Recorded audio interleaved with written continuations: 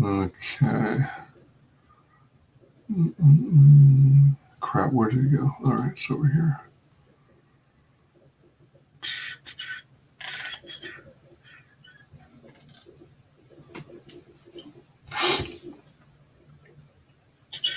Oh, I should have done.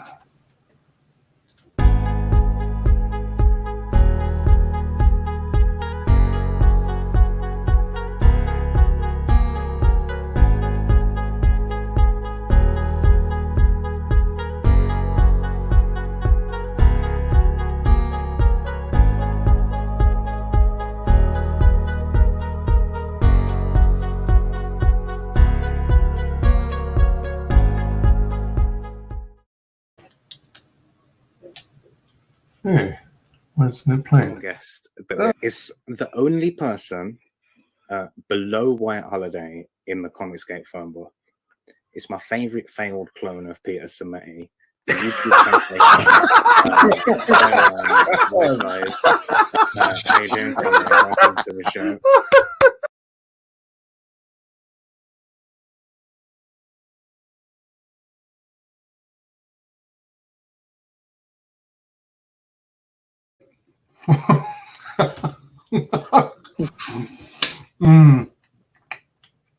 Sorry.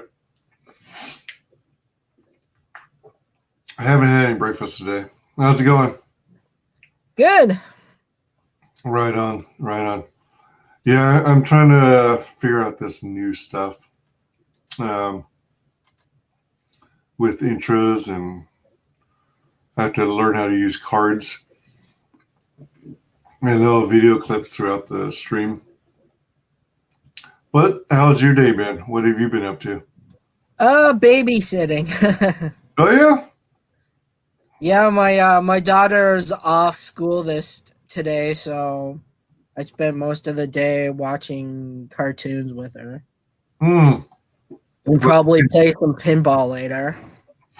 What kind of cartoons are you guys watching these days?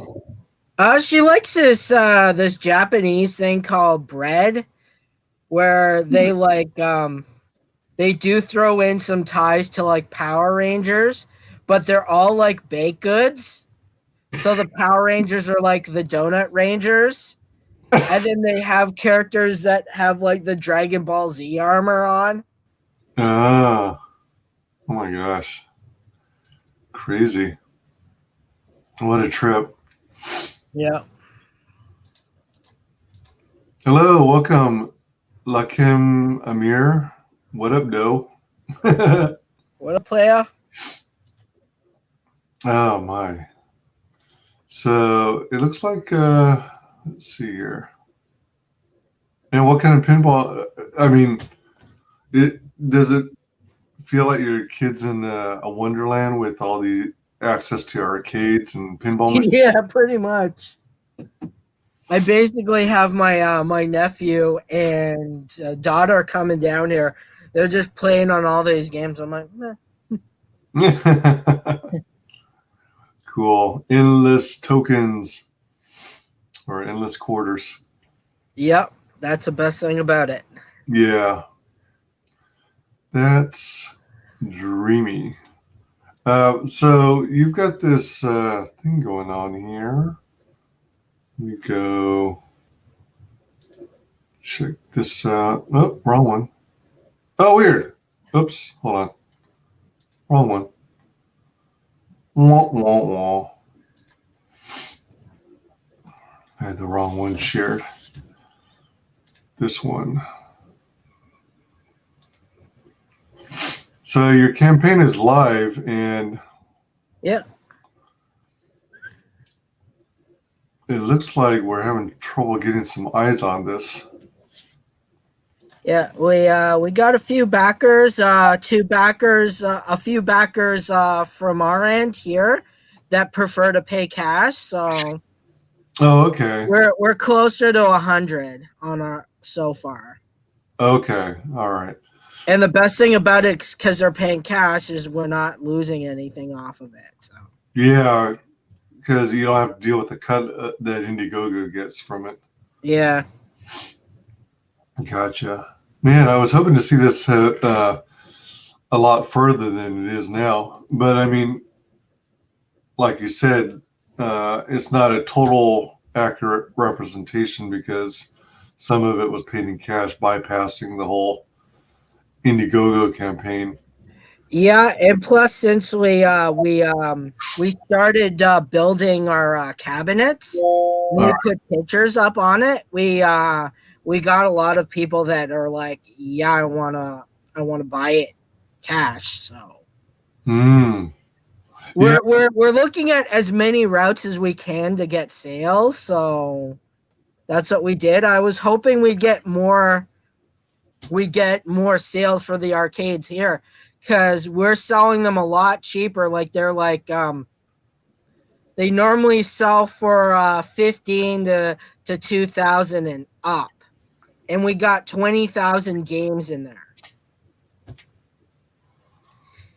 And we're also putting in everything from Nintendo, SNES, Sega, the 32X, the CD, the PlayStation 1, the Dreamcast, Wow. all those systems, all the games, plus all the arcade games. And we started loading them up on the thing. We have a few we loaded up Street Fighter, Donkey Kong, The Simpsons. He's still loading them up. So My gosh. And so these arcade cabinets is this like, am I understanding right? I mean, definitely correct me if I'm wrong. So this is kind of a separate venture from this project that you're Indigo. it's actually part of the rewards. It's like the last tier. Oh, okay. All right. Yeah. The custom game cabinet that you have a chance to win, right? Yeah, so if we hit our goal of 10,000, we're gonna be doing a giveaway, and it's gonna have the works. It's even gonna have the light up buttons and the light up joysticks. Oh man. So it's gonna have like the whole works, and basically with all our contests. So the Bleach Sword, the 2 signed comics. I got a signed Wolverine comic by Steve Bloom, a signed X-Men comic by Stan Lee. Ooh. And then the arcade cabinet being the most expensive one. So for every $10 you spend, the extra bonus you get. And also people that have signed up early, it's going to count as times 2.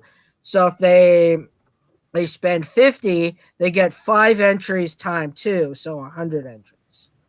Whoa. Dang.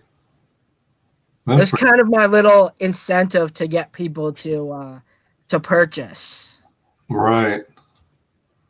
That's good. So this cabinet you're building, if it supports so many games, well, how do you get a single cabinet to support so many games when there's such a variety? I mean, don't you have anything that requires a standard joystick with one button to games that require a single joystick plus up to 6 buttons to? Well, all our cabinets would have the maximum amount of buttons on it. Okay. So it would have the full set of buttons that would normally come with it, and then the ones that require less buttons, you just use the less buttons. It just so we can get more range on the system. So like if you were playing, I don't know, Dragon's Lair, you could you just use the one button and the action button. Yeah. Is it a standard standard type of joystick, like a ball on the end of a stick? Yeah. Okay. All right. So and then we're doing upgrades for people that want extra for if they're purchasing the joystick. They can get the one with the light ups and the light up buttons, which is pretty cool because when you're playing in the dark, you have the marquee that's lighting up, and then you have all the buttons and joysticks that are lit up. Oh wow. And then we also have the mini if people don't want to go out and buy the big one. It's less expensive and it's the same thing, just because we're using less wood to make it and make it smaller. it's the same thing. They have the whole library, the buttons and joysticks. Huh. So, yeah, all right. So if you have like some games are, they're like super customized. So like if you have a helicopter or jet fighter game, you might have something that looks like a control. What's the term? Yoke, or a uh, like a fighter pilot type of handle, versus like, let's say you have Star Wars, where you have Darth Vader's controls that are two-handed. So would those types of games be loaded on the cabinet? I'd have to ask my my technician, my partner, but I think we just like alter the controls where it would just be like the joysticks and buttons. Oh, okay. All right. Gotcha. But the other ones that we'd have trouble with are the steering wheel until we're able to get our hands on the ones and then customize it a bit more. Hmm.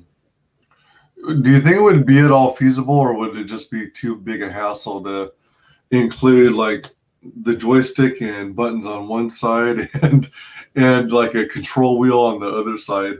I think that's where it becomes a little challenging is because you only have so much room on it. If you want it bigger, you're gonna have to use up more wood, and the price of wood just like went up like this. Oh man. Yeah. Yeah. Is it because of the whole COVID thing where like they because of all the stupid distancing rules, they have people on furlough, they let people go, so there's lower staff, which means less production. That could be many things. Also, I think I remember like early summer. I think there was like a fire or something in Alberta, in the other coast of Canada, and that's No. where we get most of our lumber from. Oh, okay. All right. Yeah. Or was that the year before? I'm just speculating at this point. Now, what kind of wood are you guys using? What kind of lumber are you using for these cabinets? It's called MDF boards, and they're pretty thick. MDF. Is that where they take scraps of wood and then mash it together? Glue? I'm not too sure, but you could see in the pictures of us putting together the wood. It's pretty solid. Like I picked it up. Like it took once it was complete, it took two of us to pick up the frame to put it away. Whoa. Yeah, How much would you estimate the total weight to be on the average machine? Average. probably we're guesstimating about 100 to 200. Oh, wow. Yeah, that's easily two people to carry. Okay. Yeah. It's not nearly as heavy as some of the machines I have, which are like 300 and up. Whoa. Goodness. Yeah, we have a little ways around that. I have like a if you get into this hobby, buy the dolly. It has wheels on it, Right. and then you want to buy the straps Oh, and then the blanket. So you put the blanket over your machine, and yeah. then you put the strap so it's strapped tight to the dolly. It's Okay. not going anywhere, and then it'll go up the stairs. It'll like climb up it. So Oh you my know, gosh. yeah, I was that's something wondering. I learned from these guys that do it.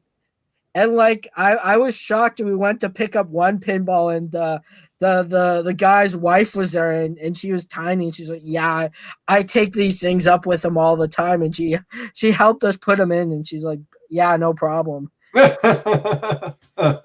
cool. Yeah, Oh man, that's pretty sweet. And then the guts of these cabinets, to have so many games loaded in each one. Uh, is it basically like a mini computer? Like yeah, it's like a specialized board that you load it onto, and then you hook up all the joysticks and buttons and the screen and the speaker. mm. So like, I guess what I'm getting at is,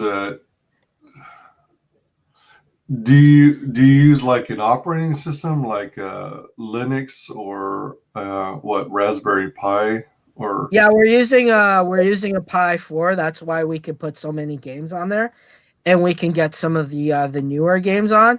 It has a much larger storage unit on it, from, I think with the older ones you could put like 5,000, but this one my brother's like, yeah, you get up to 20,000 on there, probably also depending on what you put on there too. Wow. But it was kind of like a range he gave me. Huh. Is this like a traditional hard drive or, well, I imagine it would have to be solid state, right? It's just like a board, All right. and then it comes in a kit. So it's attached to like a casing. It has like a casing on it, which provides like a fan, so All the device doesn't overheat. Huh. All right. And then you've got all these ports and stuff for your joysticks and buttons to plug into. Yeah. Wow, that's pretty nice. And we're also doing a virtual convention called Ottawa VCon on the 28th to 29th, and we're doing a special sale. So our prices are already pretty low. We're dropping them another 200. So each machine will be like $1,000 a piece for the same amount. So wow. Yeah. Holy moly. I wish I had the money to buy one. Damn. That many games? That's a hell of a steal. Yeah. Wow. I heard about people making custom cabinets, but usually they talk about having maybe, 25 or 50 games on it? And you're talking thousands? Yeah, it's because they probably use the first Pi, which doesn't have the big memory card on it. It has a smaller one, so that means less games on it. Plus, my brother's really good at that stuff. He has what do you call it? The Wii U. Okay. He has it with all the old Nintendo games on it, loaded right onto it. So when I bring that out, kids are playing Super Mario or GameCube. Oh, that's interesting. So it's kind of like a cracked version of it, or unlocked, or Yeah. Wow, what a trip! That's interesting on the Wii U. I even have it on my PSP. That's I have it loaded with all the games plus the arcade game, so I could play D&D, Street Fighter. On your PSP? Yeah, that PSP in the picture, that's loaded with arcade games on it. Oh my gosh! Wow. That's how good he is. Damn. Yeah, I've got a PSP 1000 and a PSP 3000. For a portable game console, it's actually pretty cool. I like it a lot, especially when, well, I prefer the first version of the UMD cover, where you press a button and it clicks open slowly, as opposed to the one you manually have to click open and closed. It's like they cheapened out, and as a way of trying to reduce costs, I guess, and lower the weight, because it was kind of heavy. Yeah, I know. I have the first PS3 here. Yeah. It's like a monster. Oh, wait, what? Hold on. Oh, that's a PlayStation. All right, that's actual PlayStation. Yeah. PlayStation 1. Oh my gosh. Yeah, that was big, wasn't it? I was thinking, I was talking the PlayStation Portable, and although the subsequent versions, the 2000 and 3000, did end up becoming lighter and lighter, I missed the cover of the old one. I preferred that one much more. The ejecting door, if you will. Oh yeah. I think the only gripe I ever had about the PSP was that it, when you try to connect it to the PS network, it sucked. It was extremely, extremely slow. Because I think it was 802.11a technology. So, yeah, I remember with the DS, the older generation, I had trouble connecting to the network. Well, isn't the DS Nintendo's product? Yeah. Yeah, the dual screen. I'm sure the newer models are a lot better. I should hope so. Yeah. I should hope so. It's just a shame PlayStation stopped with the hand consoles. They're pretty cool. Yeah, I think it seemed like Vita was doing pretty decent, but it's as far as I can tell, Sony is good at developing new technology, but they're horrible at merchandising and advertising it. And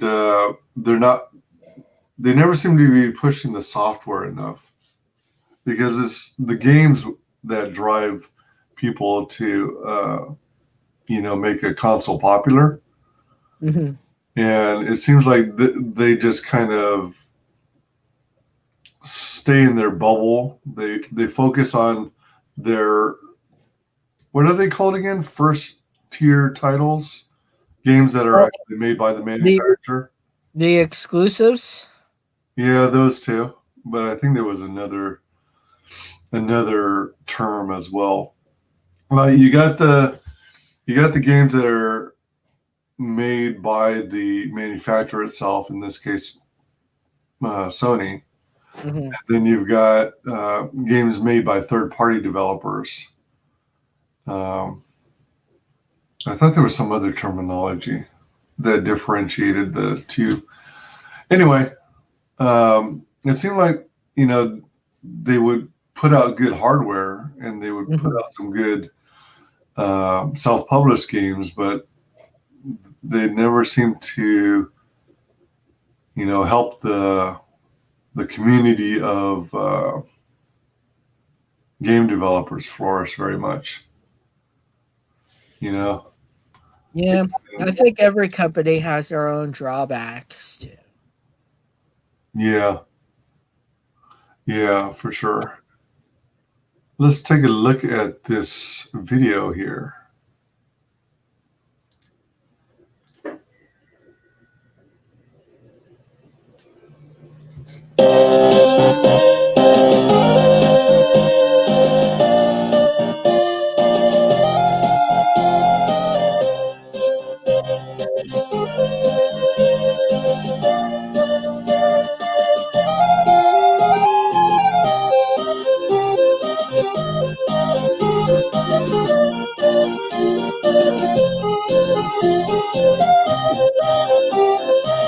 Arcade Bar here in Ottawa. How cool does that sound? We're going to have it more right now and maybe play some games. Sean DN is joining us. 8-Bit Shinobi. Hello, Sean. Hey. Now, 8-Bit Shinobi is what you're hoping to call the Arcade Bar. Yes. Right. Now, why would you like to call it 8-Bit Shinobi? It's because when I was younger, I really liked the ninja movies, and that's what the actual name is, not the Hollywood name, which is Ninja. Is Shinobi. Now, tell us about your love for video games, gaming, that type of pop culture. Well, I've been gaming since I was a kid. I'd always have sleepovers with friends, and we were gaming. And then when I went to college, I found a card gaming community, and they're like my second family. Yeah. So then why are you excited to open up an arcade bar then? You're trying to bring those feelings to others in our community? Yes. Yeah. And I do a lot of themed parties, and people are like, your food is so amazing, you should open up a location. Yeah. Okay, so it's not just going to be arcading and gaming. You're Yeah. going to supply all kinds of great food. Yeah, it's traditional Japanese food mixed with Western. So like a taco egg roll and a sushi burrito. And I mix it with like not just fish, but with like beef and chicken for people that don't like that fishy taste. Yeah. Yeah. Very unique. Comic book called Paranormal Academy. Okay. It's about mystical teenagers. They're an ensemble group. Each one of them has their own unique character, and we focus on the characters themselves. Okay. This character is called Kitsune, which is based off of Japanese mythology, the fox spirit. We're hoping to have it for our next Fanaticon event in August. Yeah. But it all depends on how fast we can get the artwork done, but the story's done. It's a big undertaking. The PlayStation, it also plays the classic and newer games. We have the classic one here. Oh, it's much smaller than what I recall. Yeah, it's the replica model. It has version, yeah. It has like 50 games in there. Zombie dice. So you're basically each character is a zombie, and your objective is to collect the most brains. All right. So you have green being easy, yellow medium, and red is the hard one. Trouble, yeah. So basically what you want to do is get as many brains. The footprints means that the person got away. Yeah. And the shot blast means that you take a hit. And if you take 3 hits, you lose all your points. Okay. So what do I do? Do I just So you basically just roll it and then just and just decipher what's going on here with me. Tell me. So you got 2 brains. So that adds up to your points. Wow. And you can either keep on going or leave it at that. What do you think I should do? Well, you haven't taken any damage, so I would recommend another roll. That I should submit again. Well, So when you were doing this segment on the news station, was that how the finished product was, or was that like just clipped together, a bunch of clips? Oh, I made it smaller because it was a bit longer, and I wanted to get it down to 1 minute, to a minute something, or 2 minutes. All right. And the second clip here, is this the full version, or is it another segment that focuses on something else? Oh, that's just the one clip, and then below I have like little clips that show more of the product. All right. So the second one here, let's see. Is this where you focus more on the project? Oh, if you it's if you scroll down. Oh, all right. All right. I embedded the Terminator, the Paranormal Academy trailer. All right, cool. You got some updates and stuff. Excuse me. So what was this up here then? So we just. That was. I think that just screenshots. It looks like a video. It looks like another interview. Do you have the same one uploaded twice, maybe? I don't know. Let me take a look. Joining us, 8-bit Shinobi.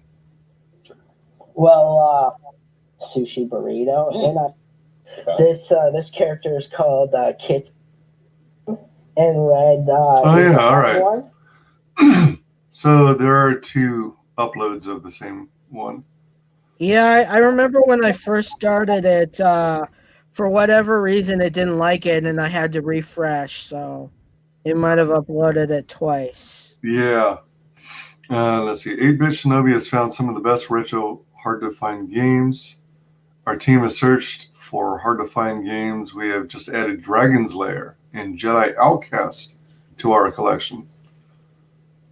Jedi Outcast. I don't even remember what that was.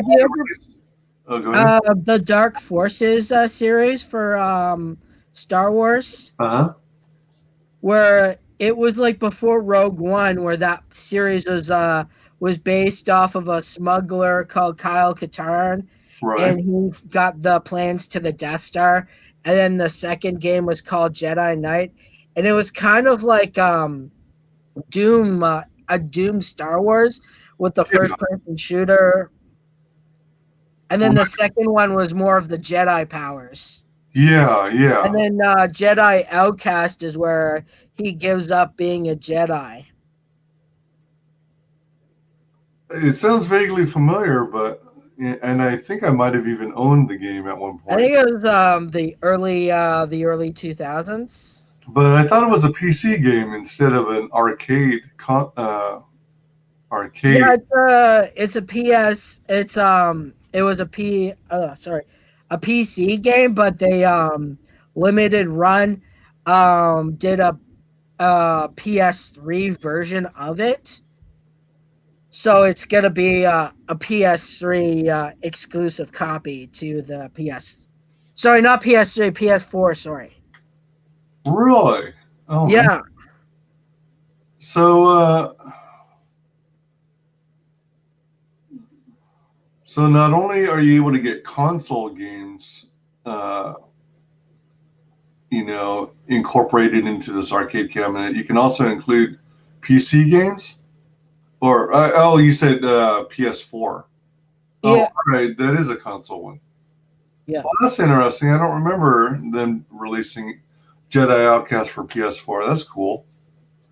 Yeah, it was I believe they for the Star Wars Day, they did like a huge release of all their titles.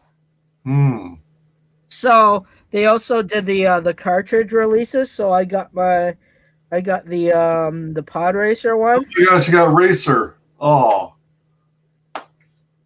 And we also I got the Nintendo version of Star Wars. Was it the mini one, the Game Boy one? Oh. And I got the Sega CD one. So there's still a few more to come. Oh man. Wow. That's pretty Yeah. I wish Limited Run would sponsor me because I promote their videos all the time and talk about it. I'm like, come on, guys. I'm giving you like my video has like over 100 something hits. That's something, right? Yeah, always tag them in social media. Well, thankfully, One Up, they actually contacted us about our convention that we're doing this little one end of the month, and then we're doing a much bigger one. With this one, we got legendary comics book artist Geoff Isherwood coming. So those that come can get to see him, get like one of his prints. He probably also has originals too, but those are probably where you get into the bigger price range. But didn't you say this is going to be a virtual con? Yeah, it's not like the Zoom meetings like this. It's like you go on the platform and there's like little tables. So let's just say I wanted to see 8-Bit Shinobi and then check out what he has, and then check out Geoff Isherwood. Go click on him. Then I'd be able to talk to him, see all his prints. He'd be like, I have this one here. I have this one here. And just say, can you make it out to so-and-so? And be like, okay. And then they would arrange payment or whatever. Well, so it's not like a Zoom meeting. So it's not actually a video conference. It's like still images, and it's like playing a game of Myst. No, it'd be like where this. So like as soon as you click on the platform, you're in your own like little table of people with the cameras. That's kind So of. you'd be like chatting with him here, and then you'd see all his inventory, and he'd show you all his stuff like this. That's going to be interesting. Yeah, I like it that way because most of them are just focused on the the Zoom calls and stuff, where this one we can have more people that are vendors that could show off their products and be able to sell some of their stuff. We got Nabima Collectibles, and they got so much things. They got like the Funkos, the hard to find ones. They have the sets. They actually have autographs, pictures and stuff. They have board games. We have Latin Joe showing up, who's got like all the old Nintendo games, but they actually have the cases on it. So if you're like a big collector and you want the old cardboard case, he has it. Oh, gee. And so is that already being advertised? Where is this information about the virtual con?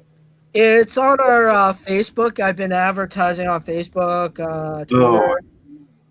I can put it in the. I think you shot that over to me in DM. I could probably send it again if you don't have it. I think I found it here. Copy. Welcome, Matanui. How's it going? Hey, welcome. All right. So, is this something I could drop in chat as well for people to check out? Yeah, sure. They could join the event. It's gonna be a whole lot of fun. It's a lot of local people. We got a whole bunch of vendors that are coming. We got like even got people that are doing customized Christmas ornaments. Customized Christmas ornaments? Yeah, there's one with Star Wars on it. Ottawa VCon. Whoa. Let me see. Is this right? I wonder what happened to. Is this the way the image is supposed to come out? No, that's weird. Yeah, that's funny. Maybe it's because of my screen resolution. Yeah, it could be. Let's see. So November 28th, public event by 8-Bit Shinobi. I'm gonna have to make a note of this. 12 noon.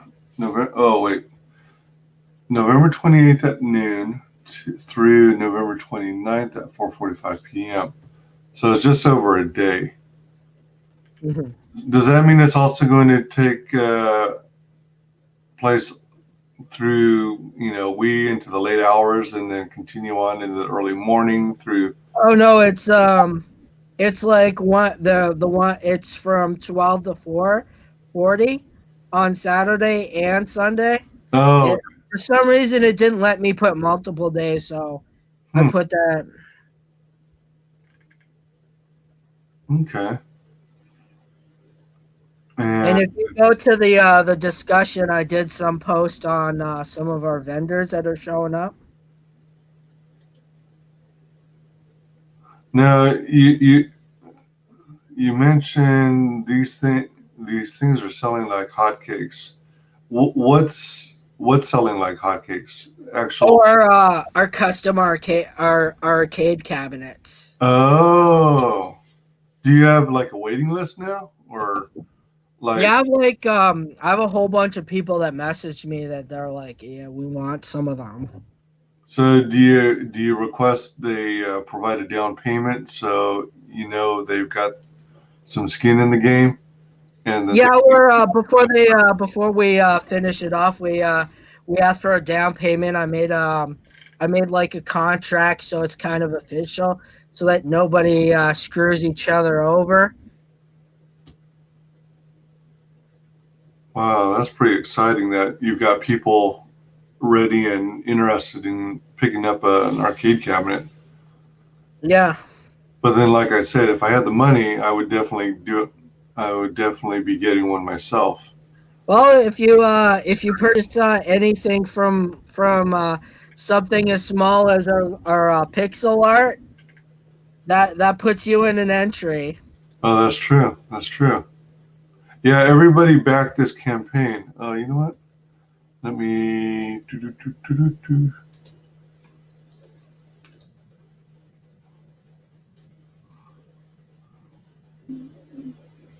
back this campaign. And on top of that, as a little thank you for everyone that's international, we're giving a 25% discount to our to when we open, or for our online store. So if I give you the little thing and you want to buy something from my online store now, you could use a 25% off. And we're giving a free pass to when we open. So no one has to pay the $5 fee to come in if they pledged, backed. Yeah, that took us like a whole afternoon and evening. We were doing that in the dark. Oh man. That's my dad right there sanding it. Wait. Oh yeah, that's a sander, right? Yeah. The hand sander. All right. Yeah, he got a good deal out of our whole business venture because we had to buy specific tools for this. So he's like, it's mine. He uses it for himself too. What, the tools? Yeah, the sander. So things that he wants, I'm like, yeah, sure. So is he like one of the business partners in this? No, he helps us out. Okay. He's when we picked up all our cabinets and stuff, he drove us all the way to Toronto. That's me standing next to the piece of wood. That's how big it is.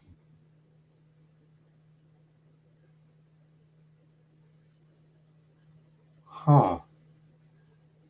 On these cabinets, do they use CRTs or flat screens? Flat screens. Okay. Let's see. What do we have here? Latin Joe's vintage and modern action figure collectibles.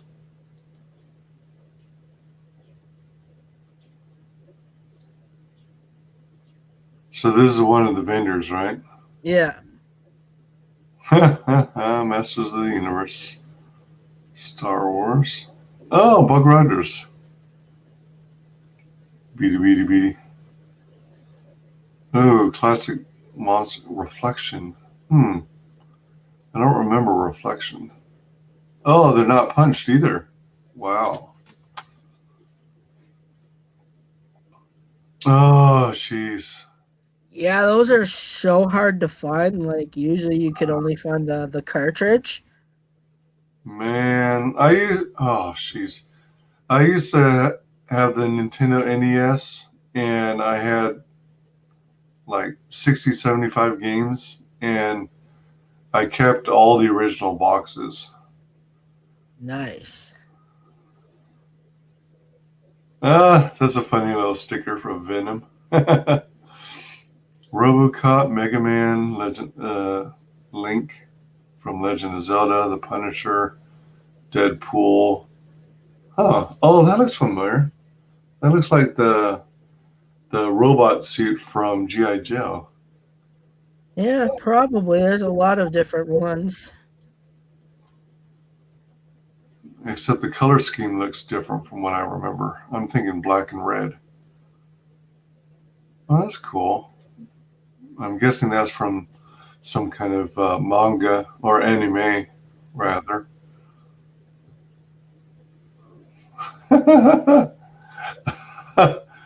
A sneak attack.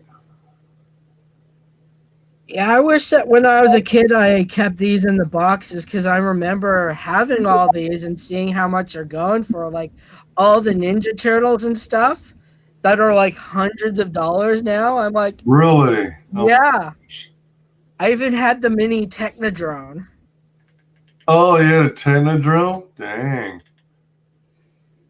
We just started doing our tests. We have amazing deals on our arcades. These machines are beautiful. Only way to get great deals on these beautiful machines is to join the event. remind me again on your arcade cabinets. Are they rigged to actually have a full blown out, coin receptacles and a container to hold all the coins? And No, it's basically like a free play. So if you lose your lives, you just hit start and you keep going. oh, okay. Well, that's cool too. I just thought it would be fun to, charge your friends and family. Yeah. Yeah. Whip out some quarters if you want to play. You're more than welcome to play, but you better have some money on you. Or what you could do is charge person ahead to come to your house and have like a big shindig. Like, okay, guys, we got to pay this thing off. $10 a head. Come on. There you go. Are these t-shirts that you guys are producing, or? Oh, that's one of our vendors. They do custom shirts. Cool. Nice. All right. So that's a Facebook page, and I dropped the link for that earlier. And let's see.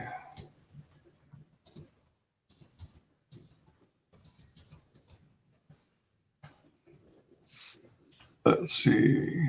I'm gonna. Oh, wrong window. Hello. That's pretty cool. So that's coming up next week, right? After Next week, yeah. Isn't that Black Friday? That was by design. I assumed a lot of people would want to buy things and to get them a lot of things for Christmas. Yeah. So, like the ornaments and stuff with the pixel art things. They can be designed to have like a string on them so that you can hang them up. Pretty clever. Yeah. On this campaign, all right, so it's 7656 flexible goal. If for some reason it doesn't get fully funded, then does that mean you guys plan on refunding people, or are you just going to send out the products that people backed? We're going to send the products that people backed, so hopefully do another run at it, but they won't be able to get all the cool things like the contest and stuff, the Magneto helmet or the Spartan helmet, whatever they want. We got a guy that does 3D printing, so he could do that. The little X-wings that you can put together. Yeah. Oh yeah, here's the sample of the sushi burrito, one of our signature blends. Yeah, so that's actually beef, caramelized onions, and that's our own blend of chipotle mayo. Chipotle mayo. That sounds delicious. It is. And that's a hell of a lot better than McDonald's special sauce. We are working with some amazing artists to create an exclusive comment. We also want to give independent creators a chance to showcase their work. 8-Bit Shinobi wants to help artists get their break. Cool. This campaign, did you do, it looks like you set it up for 60 days of funding? Yeah. All right. And then if you're able to reach that flexible goal, are you going in demand? Yeah, we'll go into demand. We also got something cool lined up for our comic book. We're looking for talented voices, so we're gonna have it voiced. So I'm talking to one of my friends who wants to get into voicing. So I told her, I'm like, this is my character, so can you do that? So she sent me one of those voice things through Facebook. You know when you send someone a message, and I'm like, okay, let's do that. You sound like you fit the part. Oh, all right. So we're gonna be hopefully dropping the trailer to that soon, and with that one, we have to hit our goal because I do have to pay people to be our voice, and then we have to pay our team. So if we're not able to get to that, if we're not able to hit that, we'll just probably we'll just talk to our backers and say, unfortunately, we weren't able to do this. Can we? Do you want something else? And then, but this exclusive comic is part of this campaign as well, right? Yeah. Oh wow! I mean, this is a really unique project. I'm not sure if there are similar things on Indiegogo like this, or even Kickstarter for that matter. And I think to an extent, people might be having trouble wrapping their heads around exactly what this is about because there's so much to it. Wow, that's pretty cool. Wait, so if it's voiced, what are you talking about? Like a web comic? Yeah, you know how those Marvel ones that you see on Netflix, and it moves, and then the person voices out what the character would say, and then we'd have like someone read the what do you call it, the text? All right. The text box, the speech bubbles. Yeah. All right. So it sounds like, all right. I don't remember having direct experience with seeing that on Netflix, but I think I remember they had like an X-Men one. I don't know if it's still on there, but I think I get the gist of what you guys are shooting for. So let's see here.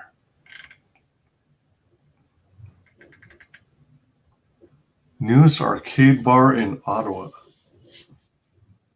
So anyone who do you guys have the ability, like, for anyone who is interested in buying an arcade cabinet, do you guys have the ability to ship anywhere, or are you limiting to just Canada and United States? Oh, we can ship anywhere, but most of the people signed up for the pre-list are within Canada and the US, but we could definitely like arrange something if someone's like, "Oh, I live here."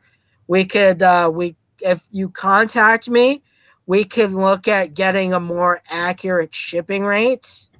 I just put like a general one. Okay. All right. So we could definitely work on that. If I kind of like just spoke to a shipping company, I'm like, okay, what's the rate? And they kind of gave me like a guesstimate. So if someone says they're here, we could give them like an accurate run and hopefully get them a better pricing on the shipping. Because I know shipping's a pain in the butt. Yeah, it's very expensive. Yeah, I've been shipping out packages both within domestically as well as to Canada, and if your box is too long in one direction, or if it's too heavy, then it really jacks up the price. Even when you select the slowest, cheapest method. Yeah, and I know they started nickel and diming people because it used to come with tracking, but now it's like extra or something like that. For a number of types of shipping, they still do include tracking if you go through USPS. And then I don't know what cases or examples there are where they will charge for tracking. I've actually had a really good experience opposed to like FedEx or anything. It's actually sent a lot faster. Like I'm like, why am I paying more to use FedEx when the normal postal service will get it to me faster? Yeah. Makes you wonder. Yeah, and they UPS ripped me off. I told my friend because one of the exclusives was only available in the US for like the Power Rangers game. Uh-huh. It was only to Best Buy in the States. So I gave my friend the money to buy it. And then she sent it. It was under 50 and I was still charged import fees. And I argued with the guy and they included the cost of shipping, but I'm like, the item is like $45. So I don't understand how it's over 50, like you said. Strange. So is it still under dispute with the UPS? I stopped caring. No. Oh man. That's a bummer. Yeah, but when I signed up for my Canada Post business thing, I was charged import, which was totally fair because the item was over like $100. Hmm. And then they sent me a check for that import fee, and I'm like, oh, I guess I'm exempt from them. Yeah, I was like looking at it, and Canada Post is like, yeah, that check's legit. So I'm thinking, where is this $20 check coming from? And then I looked at, I'm like, oh yeah, I had to pay a $20-some import at Canada Post. So you've got like a business mailing account. Yeah, it was kind of like one of the perks for paying for that because we're not like fully operational, but it was just to get like those perks to save money on everything and for taxes, so I could get some money back on my taxes next year. Oh, sure, for sure. Because I know they're gonna charge us a fortune with all this money they gave us for not being able to go to work. Oh, yeah. So I'm just gonna be like, well, I spent over this in business expenses, so Yeah. Man, I can't even begin to imagine how much the shipping will cost on an arcade cabinet that costs that weighs about 200 pounds. Oh man. So is this video actually one of you playing the? yeah, that's me playing Terminator.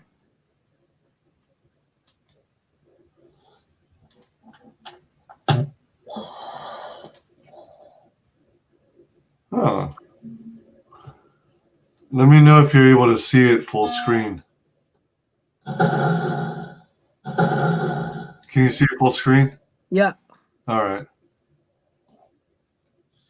I remember playing this in the theaters. This was fun. Where's the ball? Oh, there it goes. Yeah. It was shaped like the trigger for the ball was shaped like a shotgun handle. Yeah. Let me see here. So it spawned a new one. Paranormal Academy. A group of young heroes trained to become protectors.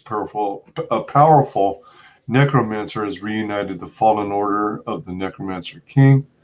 Elven prince named Blue must join the academy or risk being exiled by his father. Kitsune fell in love with the prince when he saved her from goblins, or in his white mage goblin mage. Wait, a white mage goblin mage. I was like, when I created my team, I was trying to make something that wasn't the traditional, team, So I kind of went outside the realm. I'm like, what about a goblin as a healer? Or what about a rock monster? What about a rock golem? Or what about a necromancer on their team? Right.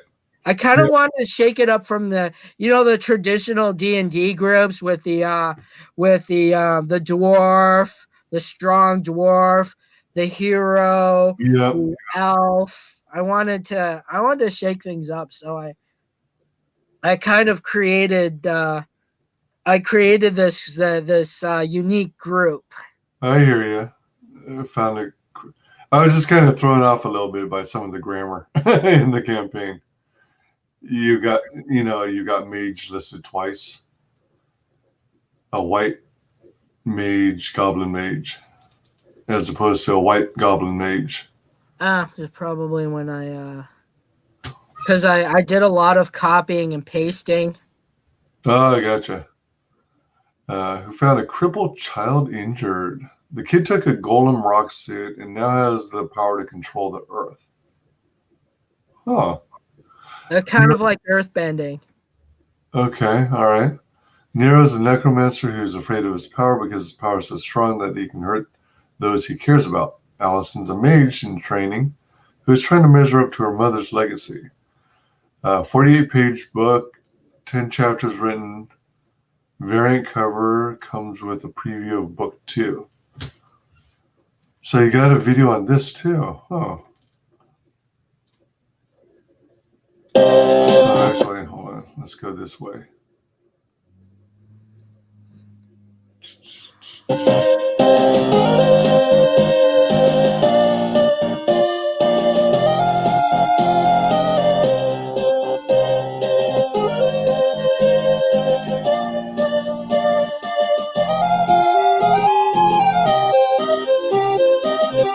a minute.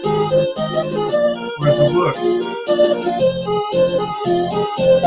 Oh, okay. I guess it's coming up.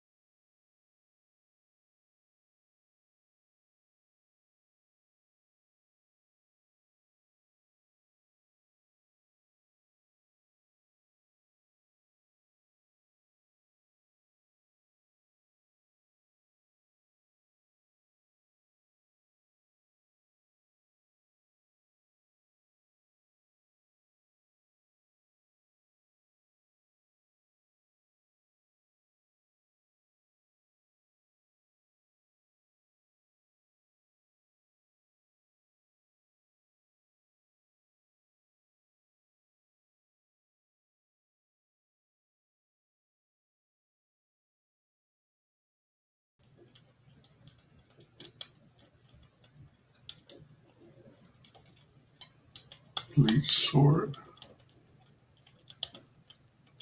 Monica.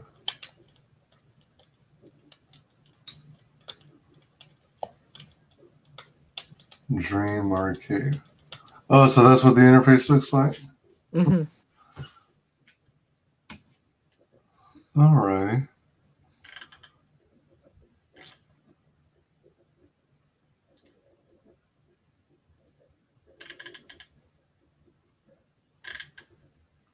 Our talented artist, Crystal Hart in the After All, and Tessa Marie. She's also gonna be Tessa's gonna be the voice of Kitsune. Oh, okay. She did some of the design work for the pendant. They have like a little fox pendant. We're hoping that's gonna be the reward once we unlock the what do you call it? The 3D printing stuff. And all right, just to clarify, so excuse me. You have Kitsune spelled Kitsune, and in the video, I'm pretty sure it said Kitsuin. Are they the same person, or? Yeah, it must have been like a typo. All right. Variant covers by Crystal Hart. So these are still in progress here, it looks like. Work in progress. Yeah, Pencils. That has some inks. yeah, those are the original concept design. Oh, concept design. Okay. Man. Yeah, it was one of my favorite cocktails to make. Ninja Turtle Ooze cocktail preview. Learn how to make cocktails from your favorite comic book, video game, anime, and more. Make your own extracts and become a master mixologist. Create the perfect blend of slushy and ice cream. Become mutated with the secrets of the ooze cocktail. Use your Jagan eye to summon from hell the dragon of the darkness flame.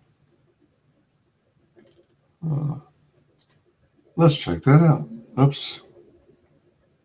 I should just go straight to clicking on the YouTube link.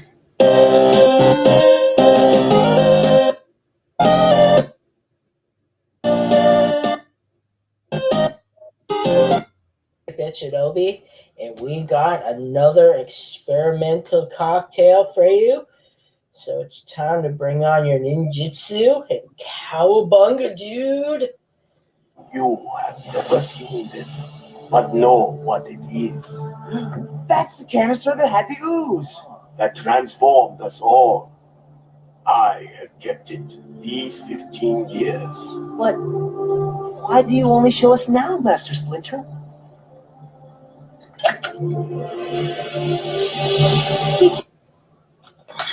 So, there is one secret in the Ninja Turtle world, and that's the secret of the ooze. So, here's another drink.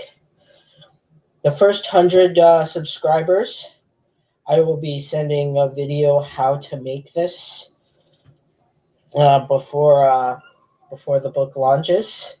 So only the first 100 will be able to get that. So you'll learn how to make ooze.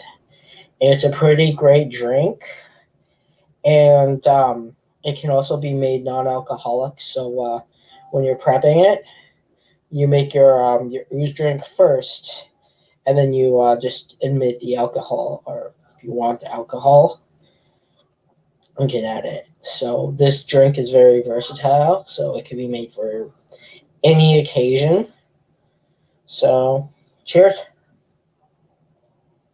I feel like I'm eating already.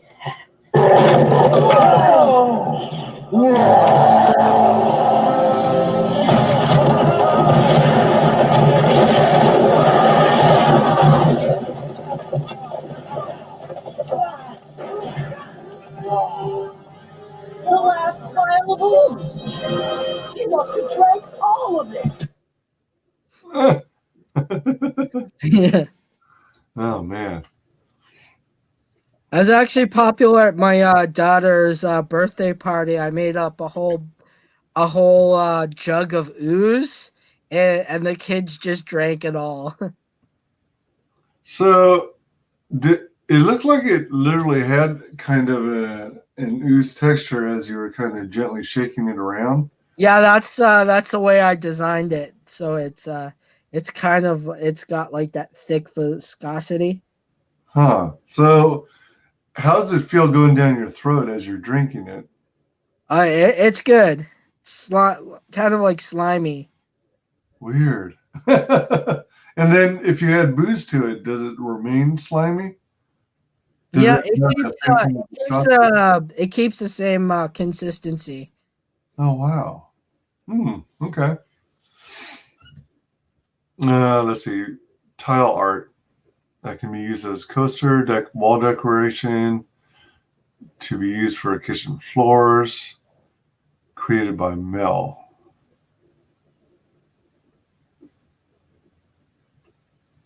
So is this stuff that you can purchase? Yep, it's part of the Indiegogo.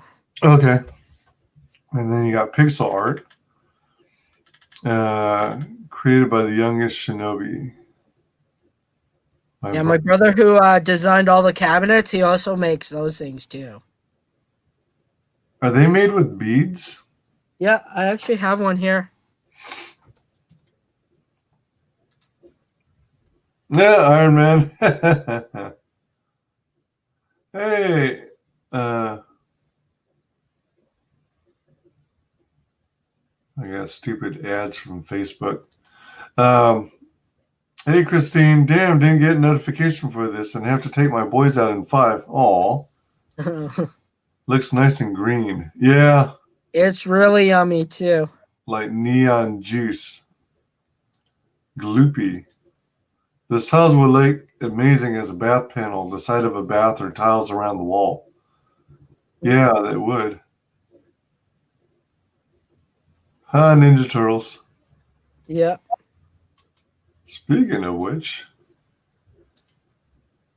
cool, cool.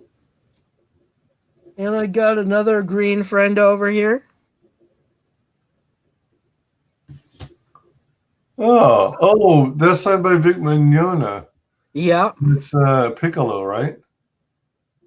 Is it Vic, he was Broly. That's Broly? Yeah. Okay. Right. Let's see here. Speaking of Dragon Ball Z, the original Goku English actor passed away. Oh my gosh, really? That's Yeah. I didn't hear about that. Oh man. How That old was guy's he? only 47. Whoa! Holy crap! 47. Yeah, I met most of them. I met Piccolo, who is Scott McNeil. I met Majin Buu. I met the original Vegeta, the one that everyone knows the line, "It's over 9,000," that gets memed a lot. Yeah, for sure. Custom Arcade. Dream Arcade. What is this over here? Is this just a cabinet so you can access the circuit board if you need to? Yeah, it was the way they designed it. Ours is gonna be from the back, I believe. Because when I put it together, it wasn't finished yet. So I just picked up something that was the same shape as our template. All right. Oh, okay. I thought this was like one of the examples of one of your finished pieces.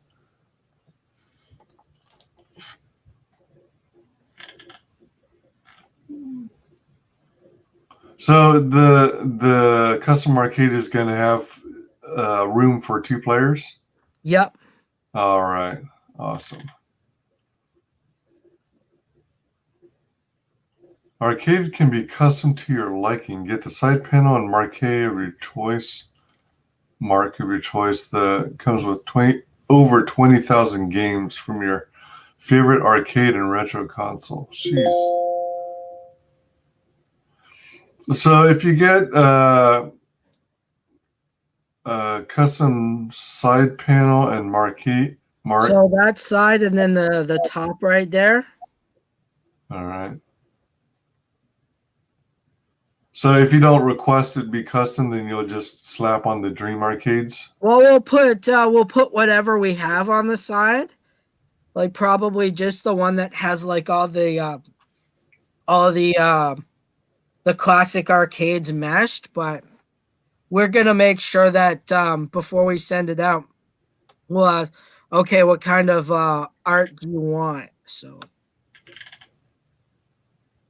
And then this is what is this a link to? oh, that's one of the games that we loaded on the system. Okay, all We right. loaded up Street Fighter Alpha on it. Street Fighter. Oh, okay, all right, gotcha. Wow, all right. Let's see here. Yeah, I heard on another stream. It's sad we're losing so many people this year. Yep. I wish I could afford that. Absolutely love old arcade machines. Seriously. Even if you purchase the smallest thing on here, you're still it still puts you on the draw. Yeah. Sorry, guys. I have to go if you're still streaming when I get back. Thank you so much, Christine, for coming in. Let me check something real quick.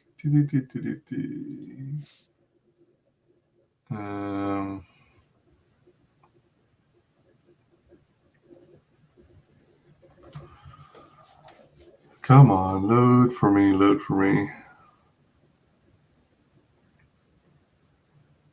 I'm just going to take a moment. Well, I was going to take a moment to try and pull up my stream in Facebook, but it's not wanting to load. How weird.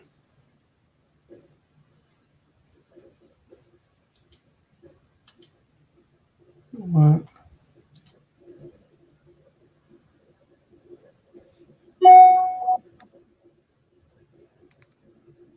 Oh, okay.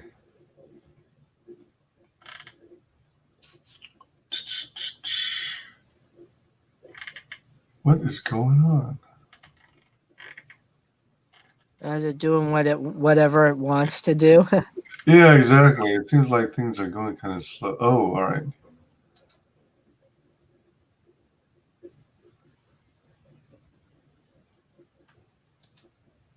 All right, hold on a minute. Just a moment.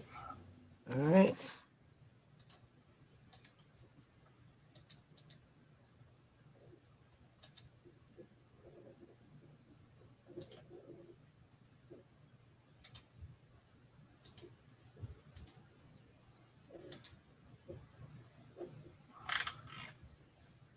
All right. I basically wanted to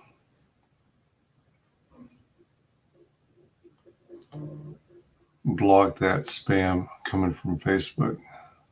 Yeah, that's annoying. Yeah, very annoying. I usually seem to get spam from Facebook and Twitch. They're loaded with garbage bots. Hey, Eric, how's it going? Good to have you. Eric. So let's see here. Stretch goals. Goal 1. Is this $200 or Yeah, 200 Canadian. Canadian? All right. So once we hit that, they can get like a little glass. So depending on what we go with, it's either gonna be one like this. Hold on. One like this. Oh my Or they god. can get the bigger one. Dang. Oh, that's nice. And we're also throwing in a little extra for that. So they're gonna learn. People who buy the glasses, the drink glasses, can get our class on how to make your own beer and wine. So I go through the whole process, and then I teach people how to save money because when the first time you're into a hobby, you're gonna spend money that you don't need to spend. Uh-huh. So I give like tips on like ways to save money. And the examples of the glasses you're holding now, is that your guys' branding or is No, this is just a Harry Potter one. okay? So you guys are gonna have like 8-bit Shinobi on it on Yeah, the it's side. gonna be the logo with Kitsune on it. That's gonna be on here. Ah, all right. Oh, all right. Do you have somewhere on this campaign an example of the Kitsune image that you're referring to? It's Or was that in that little video we were watching earlier? yeah, it's on the little video where you see her hand like that on fire. Oh, okay. All At right. the end of the video, that's the logo that we've been using, and I'm like, people put that in their promo trailer when they're putting us up. Why not use it as our logo because everyone knows it, right? Oh, yeah, all right. Sounds good. And then let's see. As you described, you'll throw in a course on how to make your own beer and wine. Like the savings are astronomical. Like the amount of money that you would spend to make your own beer and wine is nothing. Like I think it cost me like $30. I made enough wine for about a year. Holy cow. Jeez. Yeah. I made like 20 something bottles with that. And one bottle of wine will cost you like $20. So Yeah, easy. I mean, The little X-wing. stretch goal 2, $500. It unlocks 3D print figures, and you'll be giving away X-wings with the orders. Well, the X-wing is a 3D printed thing, right? You just clip it together. It looks like, and it's got a little hole so you can hang it off of something. Yeah.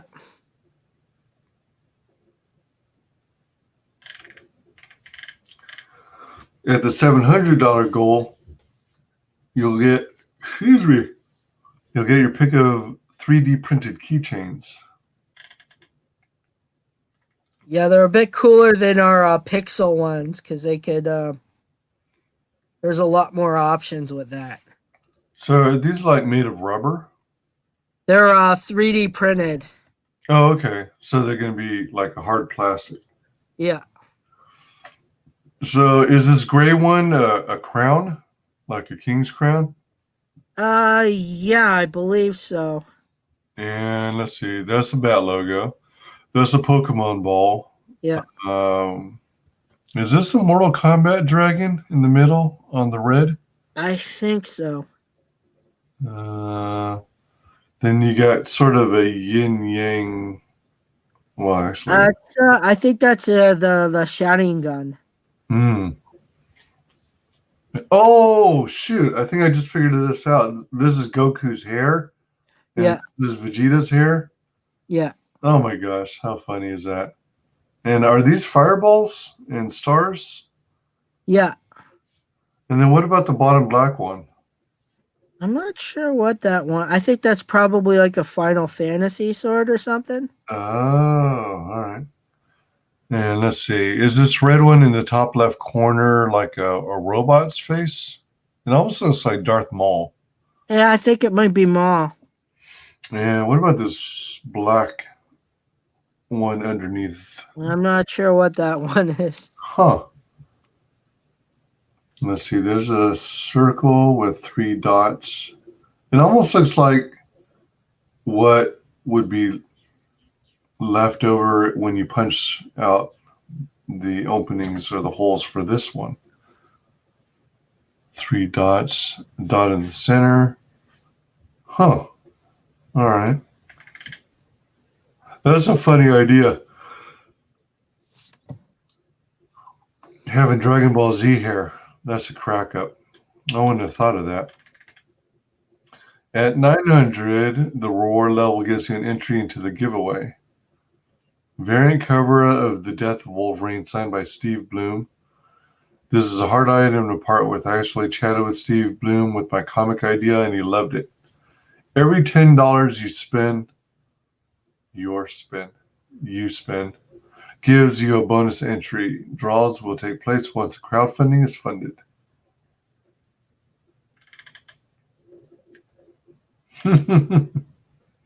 Yeah, it's that's my younger brother that designs everything. That's my other brother. He's actually blind in one eye, so that's why he likes to cosplay as Toby. So is this Toby in the wheelchair? That's my brother dressed as Toby. All right, so that's Toby. Now, what IP, what property is Toby from? Naruto. Oh, okay, all right. So you said he's partially blind? Yeah, in one eye. All right. Now, why does he have the wheelchair? Does he have to use it, or is it part of the cosplay?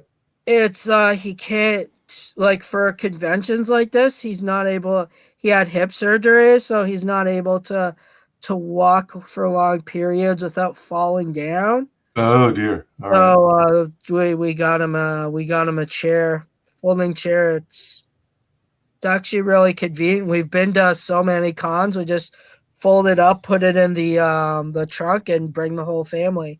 Cool.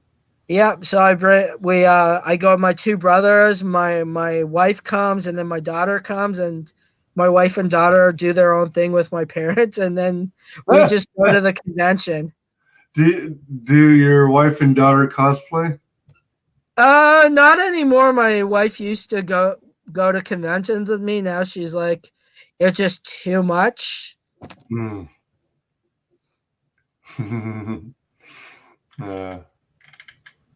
At $1,000, you'll get your own customized helmet. Get the helmet from 300, X-Men, Magneto, and more. Wow. So is this done by a cosplayer you know that will make It's the same guy. He does 3D printing, and he also does the cosplay stuff. So he did one for Full Metal Alchemist. He did Edward Elric, the armor.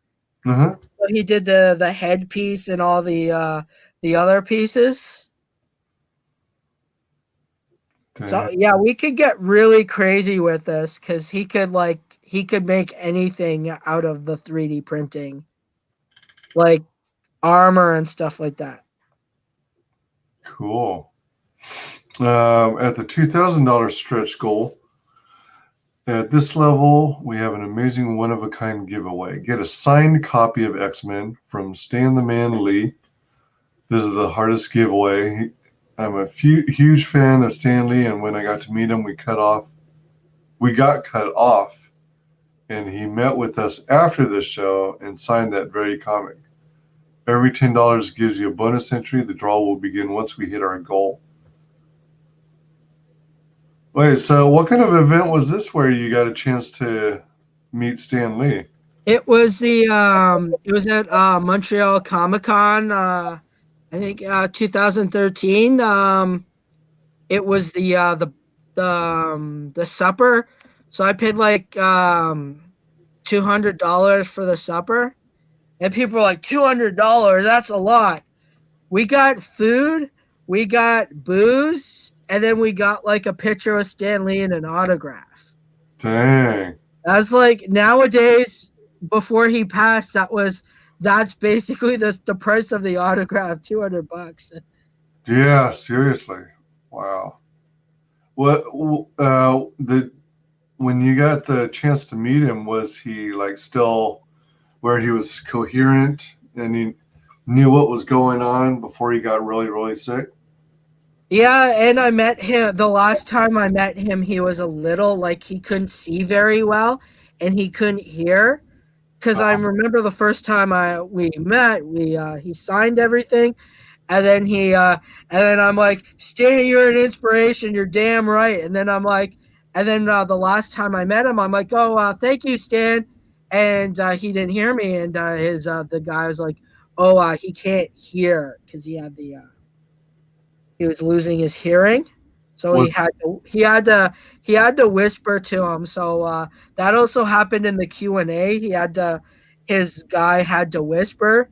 And apparently, even at that point of time, he said, because he did the military training, he did like all the gun stuff, right? So he told him when he met his handler that was there with him, he took him out to the gun range.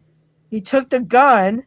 He helped him hold it because it was pretty heavy, and he got like all the targets like bang on. Oh, dang.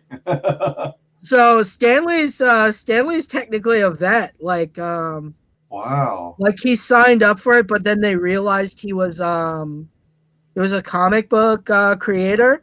So they had him design all the literature for the military. Oh, really? Oh my Yeah. gosh. I did not know that. Yeah, I go to all the conventions, and in the Q&A they tell you all these things, and then you watch Q&As on top of that, and you keep learning more about this guy. And he's what I like about him is no matter what, he never says anything negative about anyone, which I think is cool. Mm. Like everyone, if they had a bad experience, they're gonna run their mouth, right? But Stan Lee's just like, because there was like a controversy of I think Jack Kirby, how he didn't like, there was a beef between them. He never said anything negative. He just said, oh, he was a great guy. So, from my experience, he was always very positive, and Yeah, I've heard that many times. He was always pretty cool. At 5,000, unlock the next level of giveaway. Get the Bleach Zanpakuto created by Fire and Steel. Every $10 gives you a bonus entry. The draw will begin once we hit our goal. So to be eligible for any of these big drawings, you first have to have met those goals, right? Those stretch goals. Yeah. Yeah. It's kind of like a little incentive to anyone that buys things that they could win stuff too, you know. Yeah. I kind of wanted everyone to walk away with something cool, and like I said, we're also going to be giving those little coupon stuff as like an a little thank you for supporting us. Uh-huh. At the $10,000 stretch goal, once we've unlocked this reward, we'll be giving away. Wait. Once we have unlocked this reward, we will giving away. We are giving away, and you guys got to run an editor through this to double check all the grammar here. We are giving away a custom arcade cabinet with over 20,000 games, from consoles to arcade. These cabinets are handcrafted, and the art is designed to your specifications.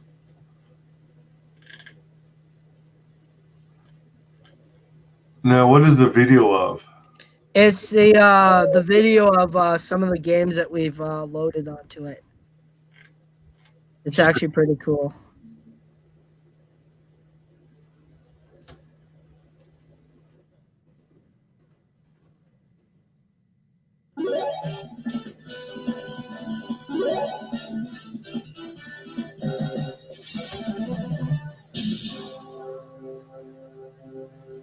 Street Fighter. Round one, fight! Round one, fight.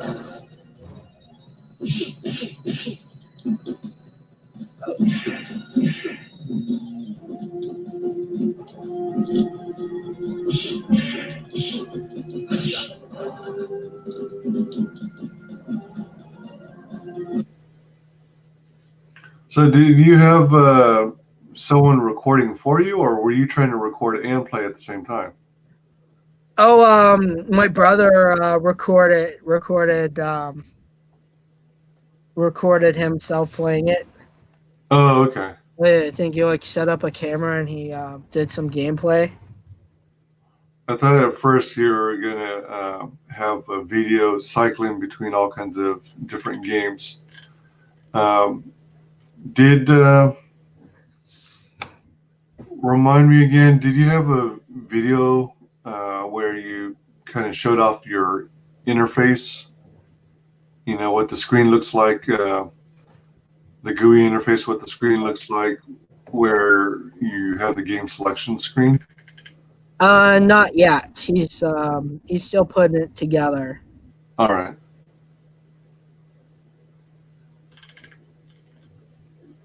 So we should have like a full, like pretty soon we should have like a full more of what it looks like, the finished product. All right, let's break it down here. We'll need 10 grand to make this project come to life. With those funds, you'll use it to buy gaming equipment, brew equipment, and paying the staff. And also starting the comic project. And then, of course, we went over a bunch of the prizes that are available. Are you guys still shopping around for a venue, a location where you're going to have your arcade bar? To be able to do that, we need to like get the money for it first before they'll even let us see it. But the realtor is giving me like locations. We're hoping to get one that has everything in it. Like as much, you know what I mean? Like a kitchen set up already, so I don't have to like buy everything, do mass renovations. That we just do like the minor details on making it look more like an arcade with the walls and stuff.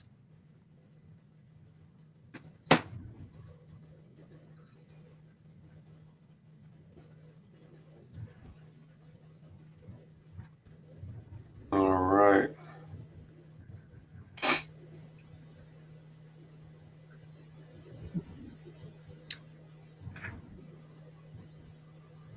By supporting us, you'll help support local communities. We have the ultimate guide to making nerdy cocktails, the secret of the ooze, the dragon of the darkness flame,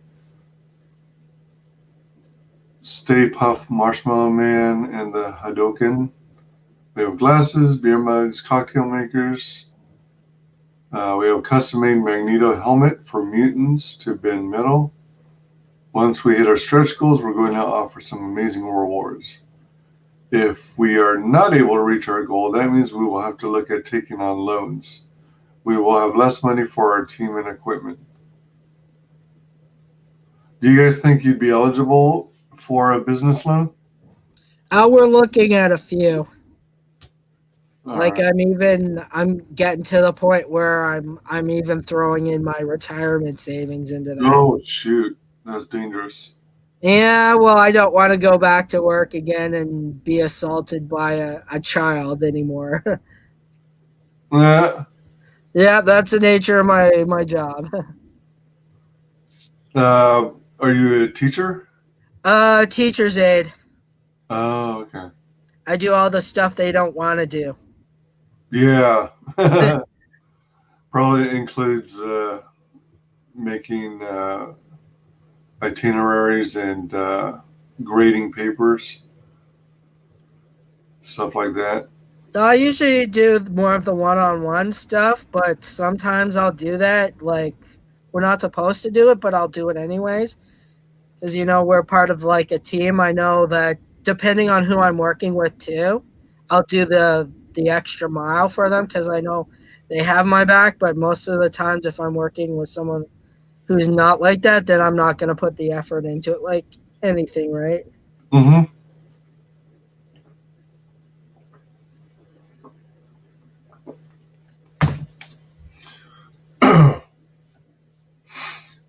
So the impact. By helping us fund this project, you'll help other creators on our team get their dreams off the ground. We'll be able to expand our project, create our own content that is original and fresh. Our team wants to create a place where anyone can play retro games that are hard to find, new games, VR, without paying a fortune. Yeah, I have the helmet right here. Oh, the VR helmet? Yeah, this So, is the PlayStation one. We're looking to get the Vive. I think the Oculus or the Vive. I don't remember which one. okay. One of the better ones, but this one's pretty good for what it is. So are there many games that are made to use that yet? Yeah, there's quite a bit. My favorite one is Super Hot.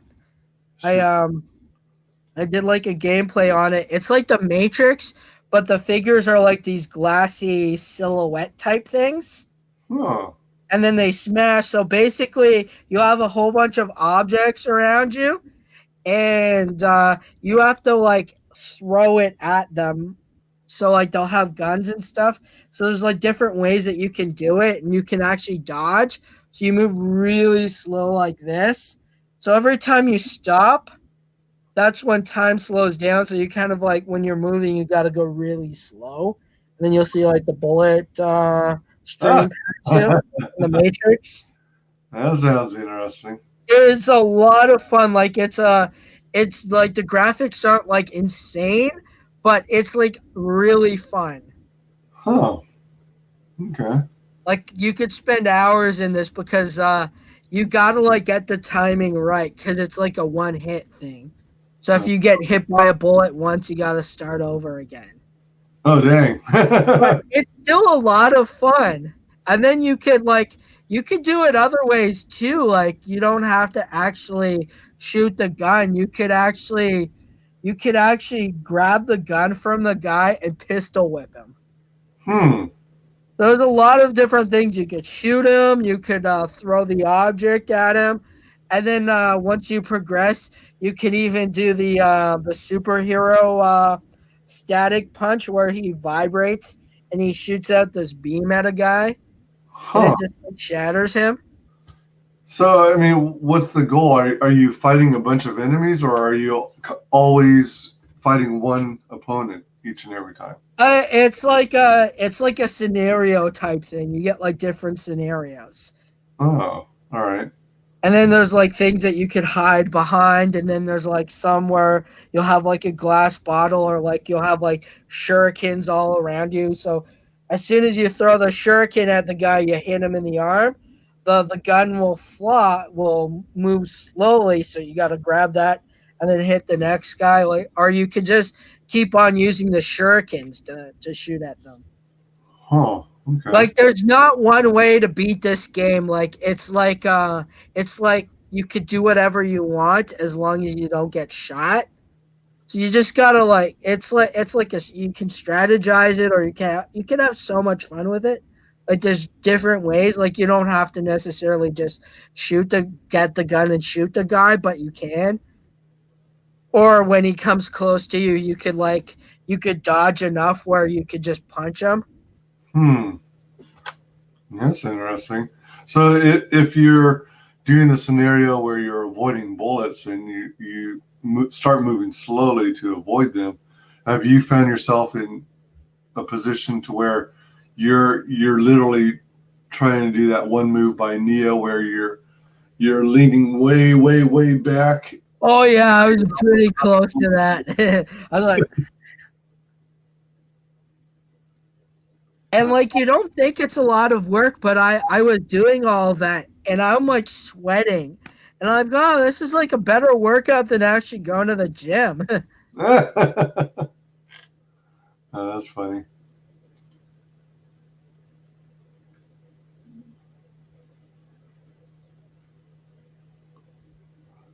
Just a sec.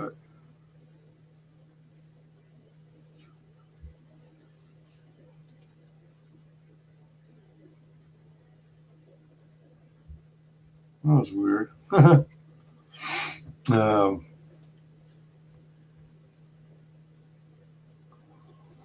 an interesting sounding game. Do you play that with your family members? They don't really like to play. My brother will play, but do you ever feel like I haven't really played any VR games.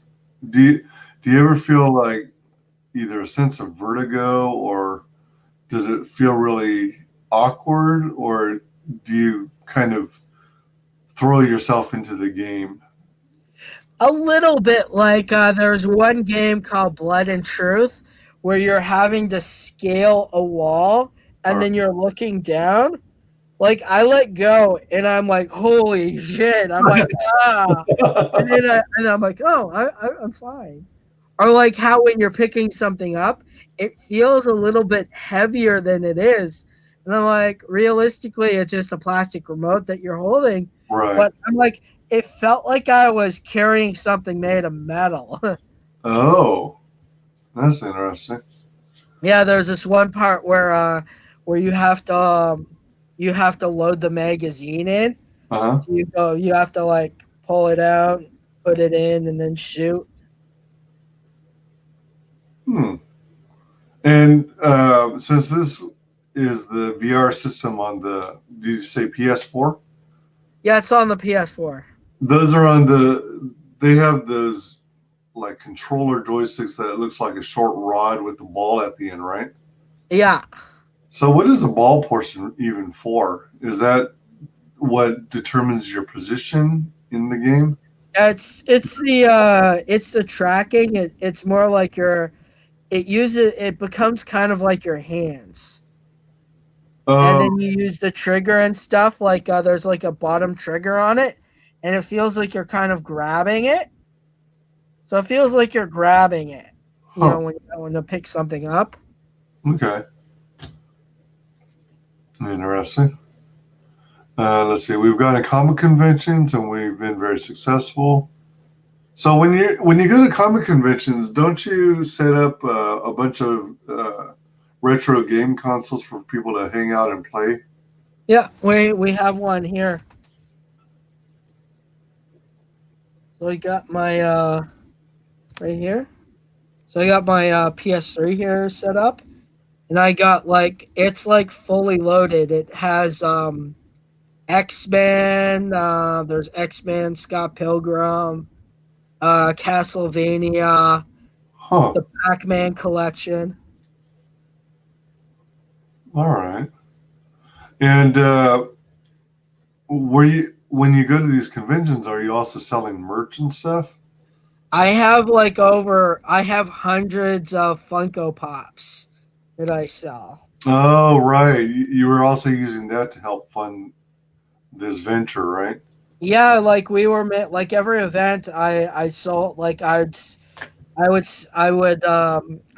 like sell out like a whole box of it, like a crate of it. Dang. I made like 200 profit every event minus that's including the table cost. So we made up our table cost and walked away with $200. So I took all that money and then I put it towards a down payment for the big con, which we were hoping was gonna be we're gonna have it like connected with the Indiegogo. We're gonna launch it, and then the Comic Con be like, oh yeah, here's our Indiegogo, check it out. Okay. So that's why we did this virtual one. We're not gonna wait for things to open up. We're gonna try this thing out and just keep going at it. Yeah, because there's no telling when they're going to allow you to reopen and when they're going to allow people to do conventions again. Yeah, and plus our leader likes his power, so who knows? Well, it seems like it's all the state governors and stuff who are so hungry for power. They want to control every little bit of people's lives, especially in New York and California. It's like they don't want to relinquish anything. Let me see here. Hey, welcome, Excellent Comics. Hello. Hey, Excel. Nice. Yeah, that's what I was going for. I wanted to be different. Yeah. Plus it kind of a lot of the stores here are very unique. Like our comic book shop has like everything. It has comics, figures, cosplay. They actually that's where I got this guy. Hold on. Is that from Attack from Mars? No, it's the portal gun from Rick and Morty. Oh yeah, Rick and Morty. Right. We have this store out here. We have this store out here called Spencer Gifts, and they often carry stuff like that.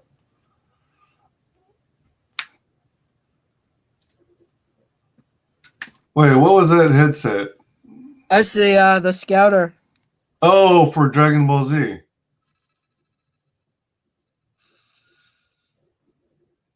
Did it have a voice? Oh yeah, you can keep going. It does different voices. What does it say?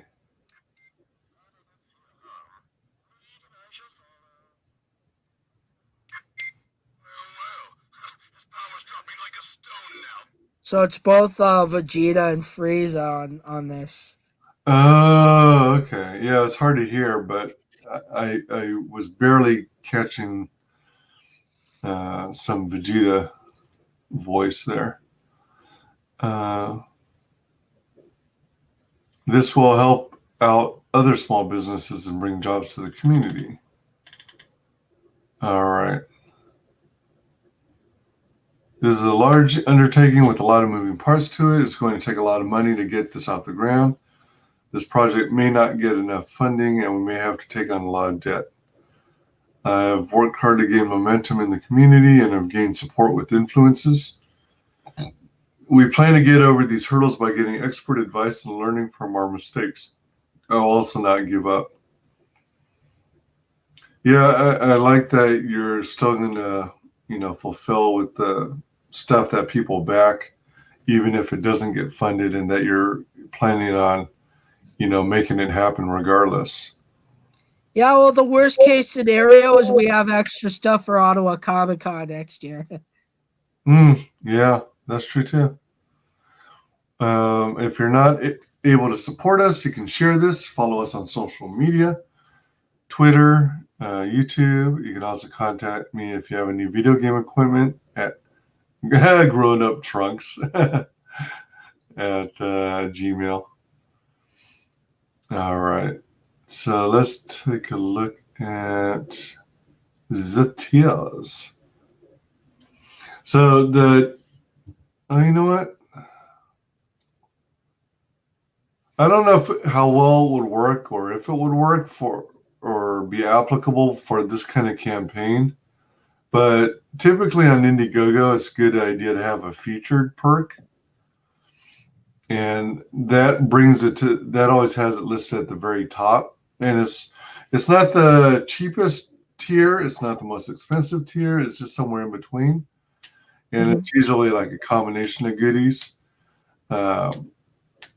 And part of why a featured perk is handy is because not everyone has the time to, go through an Indiegogo campaign and look at it in great detail. And not everyone's going to, scroll very far through the campaign to check out all the goodies included.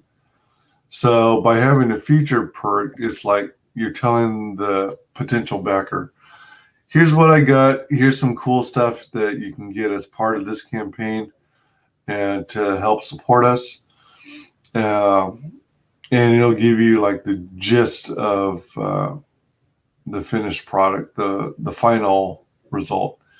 And it's like the best bang for your buck, if you will. This is a very unique project, so I'm not sure, to be honest, what you would do for a featured perk if you added one. But like, if my experience mainly comes from campaigns that are comic book in nature, comic book or graphic novel. So you'll have, let's say for a featured perk, you might have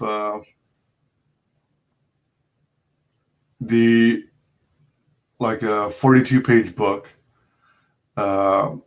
and the feature perk might have the same book except with a variant cover as well. So you get the original cover and the variant cover, plus maybe you'll throw in a sticker, maybe a patch, a button, and that might be a featured perk as an example. And it would be one of the middle priced packages. And then later, immediately after, you'll have your cheapest tier. You'll have maybe the original cover book. Then the perk after that might be only the variant cover book. And then after that, you might have the original cover, the variant cover, plus maybe a poster, and so on and so forth. And then it just builds up bigger and bigger and bigger until you get to your most expensive tier. So the feature perk would be a little combination, a little bit of the cheapest plus some of the goodies that you get as you get closer to the higher tier perks. So we got the mini pixels. Roughly how big are these little guys? Like they're like half the size of this guy. Oh, hold on. Like probably like his head here. All right, so we're looking at maybe 1.5 inch by 1.5 inch square. Yeah. All right. Hey, Mananui. Sorry, I wasn't paying attention to the chat, so I didn't catch the guy spamming. Oh, that's all right. I managed to put him in timeout for the time being and deleted all the messages. Oops. Oh, go back to this screen. So you've got this image, and it's made out of like beads or whatever. Mm-hmm. So what do you typically do with mini pixels? I mean, is it something you just sit on your table, or it doesn't have like a magnet or a clip on the backside, does it? No, like because it has little holes and stuff. Huh? You could even pin it to your wall, or I like to stand them up like this, and then just kind of lean it there. So it's there. Yeah, I put them on my ledge. Oh, okay. Kind All of right. like so stand them up right. Oh, all right. Okay. Okay, you're just leaning against something. Gotcha. And then you got the plastic cup, Blue Bay Ocean Resort. That's not what it's going to say, is it? No, it's gonna be a lot different. Is it going to have the 8-bit Shinobi logo? Yeah. All right. It's kind of funny that you have a screenshot of that. Have you guys not made any of the cups yet? No, we haven't made the cups yet. So some of the sites we went to, we were able to put the image in it. That's why with the shirts we were able to get the logo. All right. So you got the plastic cup. Then you got a pixel keychain. So it's the same thing except it's attached to a keychain. Oh, okay. So these are Yoshis, right? With eggs. You can get Yoshi. You can get whatever you want, but like we could do almost everything with them. It doesn't even have to be game related. Like I can do like a Santa Claus, Rudolph, someone that wants to have a baby shower. I someone inquired about that. We found the template for that. We like the sky's the limit with this. Like as long as we can find the pattern, we could do it. Right, right. I guess if you wanted to take the extra time to do so, you could also just like take graph paper and make your own pattern, if I'm not mistaken. Let's see here. Pixel keychain. So for a single pixel keychain, in this example, would you literally get both the Yoshi head and the egg? And they'd come attached? Those are just examples of it. So it wouldn't be exactly that. It would just be like the little Yoshi. Oh, okay. All right. I think those are they put them together.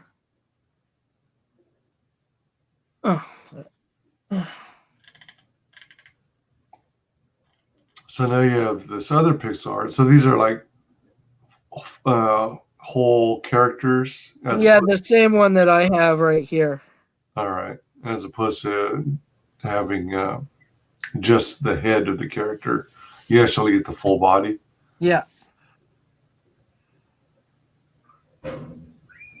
What is this on the right-hand side to the right of Mario? I don't know what that is. My brother did it. It's from some sort of game.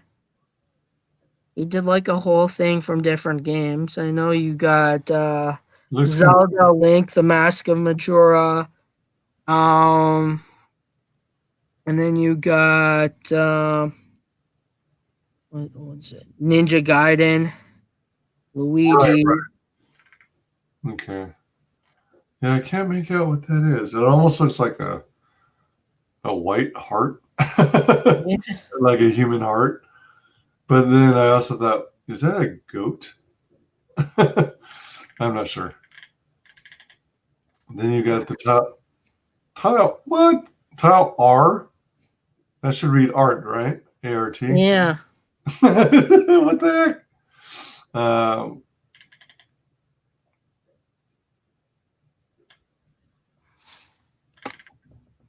Wait, is the tile art all this color? Is it like how would you describe that color? White. Like a beige, or is that white? Okay. Yeah, it's like the one that I showed you. Oh, gotcha. All right. But some of them are in color, right? I think some of them she put like the full sticker on it, so you don't see any of the white. Oh, so it's a sticker. It's not hand painted or anything. No, it's like a decal thing. Oh, interesting. All right. Then you get a fox spirit face mask. I thought that would be appropriate with the times we're in. Is this what you would call a neck gaiter, or is this still face mask size? It's like it would be all the way up to here. Okay. Hey, Joe Frago, what's going on? Just got off of work. We're going over the 8-Bit Shinobi's campaign for an arcade bar in Canada. And we're going over the perks right now. They got all kinds of stuff going on, really. That's the face mask. And then you got a t-shirt. Yep, there's that logo. Have you considered releasing another t-shirt that takes up much more of the real estate on the shirt? That's like I said, that's just a template. So once we get to a designer, we're gonna have, and we get more pictures, we're gonna have a lot better looking ones. All right. Yeah, I mean, as soon as you can get those things updated, probably the better. So people have a clear idea of what to expect. And if I were to suggest something, I think it should be larger and take up most of the image and also be located higher.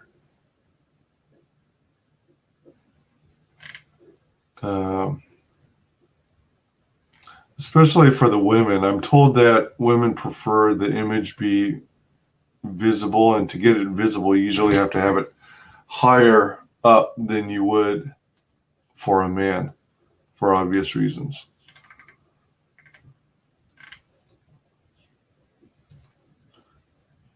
Let me see here. Drop the link to this campaign again. Back it if you can, because we need to get a lot of support for this and share it all over the place on social media. How to make nerdy cocktails. That's the Super Saiyan Blue cocktail.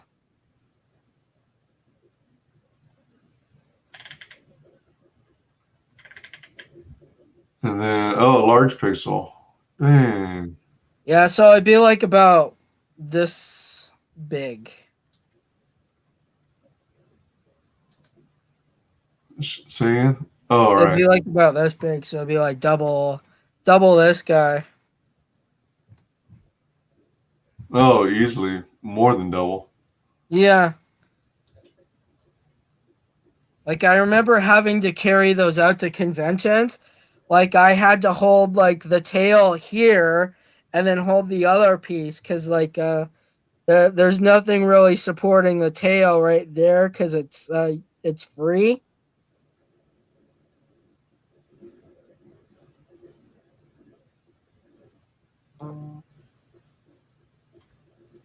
Cool. Let's see here.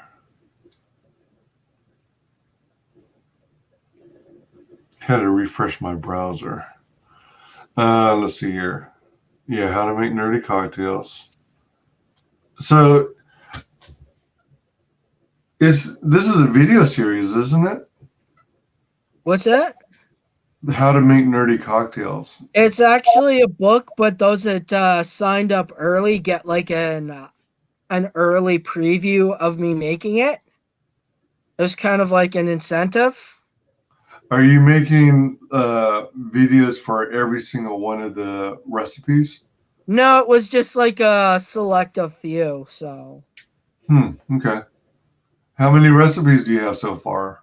50 recipes for the normal book, 60 for those that signed up early.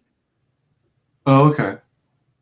And these are beverages you're ultimately going to be serving in your arcade bar, correct? Yep. Sweet. And this is one of our extracts, the blackberry. So define extract. It's alcohol mixed with fruit flavor. Oh, so it's kind of like when you take olive oil or something and pour it into a jar of like jalapeno peppers or something. Yeah, kind of. So like, So it infuses the. yeah. So like, you'd be able to make like your own version of the liqueurs, Huh. and you can get really creative with it. Like I made like a candy one. Candy. So what did you use as the base?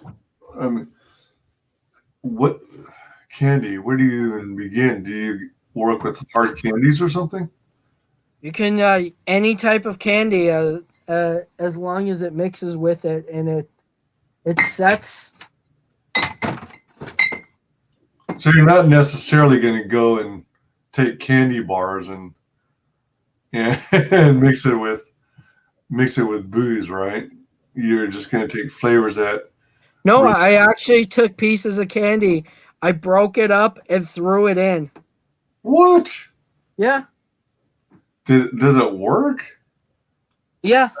Does the flavor actually transfer over? Yeah. With the alcohol, it'll take whatever you put in it. Like I've even seen someone do make bacon flavor. And you just put that in like a Caesar drink or something. Okay. Wait, a Caesar drink? What's a Caesar drink? Like the tomato juice with vodka, hot sauce. Is that a Bloody Mary? Yeah. Okay, so that's a Caesar drink? Caesar or Bloody Mary, they're the same thing.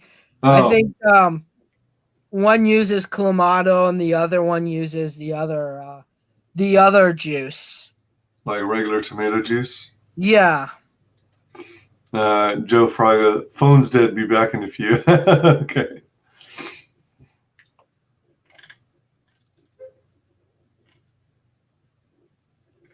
So you will have a physical book with all these recipes and stuff. Yeah, and one of them will come with the cocktail shaker. Oh, wait, one of them. So like some random person's package. No, it's a package. We put it together, so it comes with the cocktail shaker and the book. Oh, okay. All right. And then I'm gonna do a couple more packages with the book, the comic book, and the cocktail book. We actually also have a recipe for our kitsune in the cocktail book, so we're gonna put it together.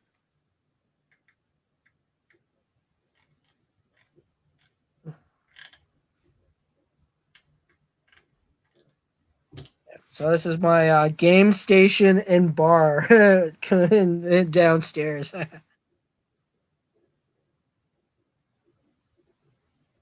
Let's see here. So there's the large pixel.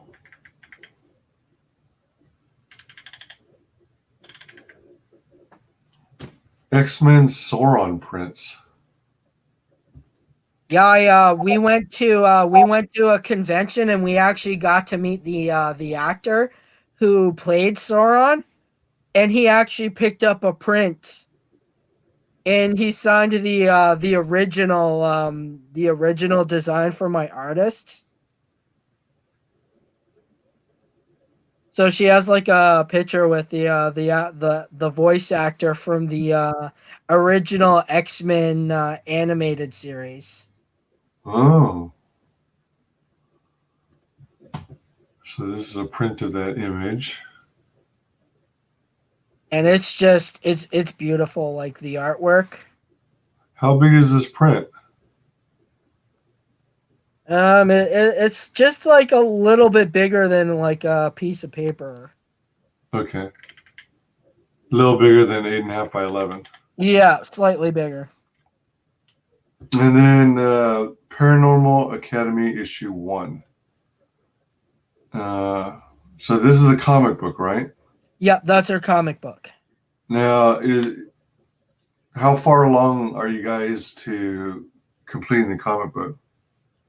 The story, the script is finished, and we got a couple panels that are being worked on right now as we speak.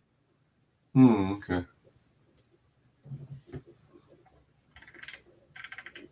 Now we've got all right, here's the perk tier that has a cocktail shaker and a book. 46 Canadian. I don't know if it's just me, but I can't see that in the screen right now. Oh dear. Hold on. I just noticed. Wah, wah, wah.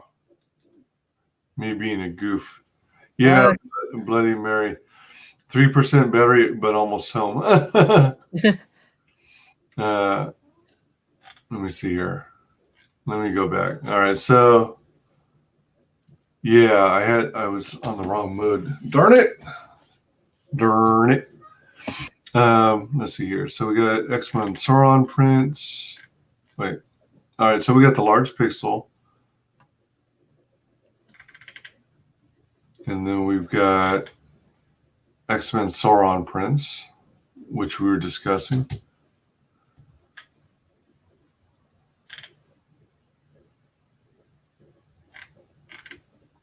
This is the Paranormal Academy issue.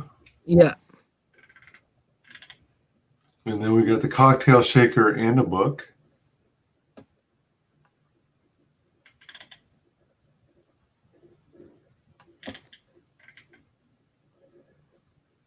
So we got a hoodie.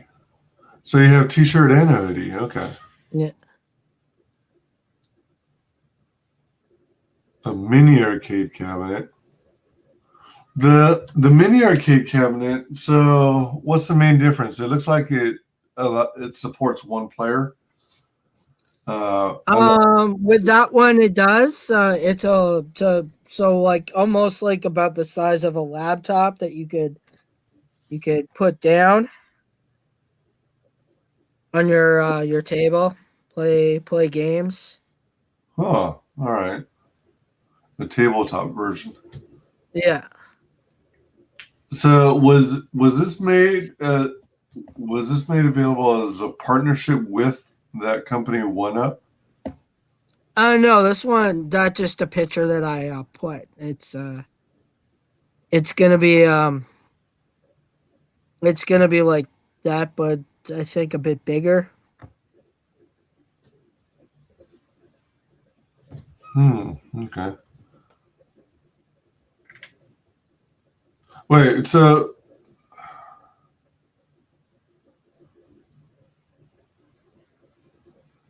yeah, this is smaller than a 1UP machine, right? Yeah, just it'd sit on a table. All right. So it'd probably be like the size of the laptop, like a laptop. So you just sit on a table and just. All right. That's a mini arcade cabinet. And then the custom arcade. Yeah, that one's bigger than the 1UP. It's solid. It took 2 of us to put that inside. Wow. So that sort of gives you a feel what the interface is going to look like. Or is that just, or is that not entirely accurate? Yeah, it'll look like that. Okay, cool. Man, it's already 60% off. 1,200 Canadian or 919 USD.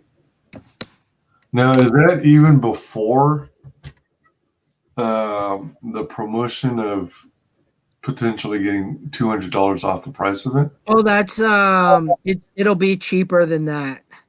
It'll be like it'll go from 1,200 to 1,000 on that on our convention day. All right.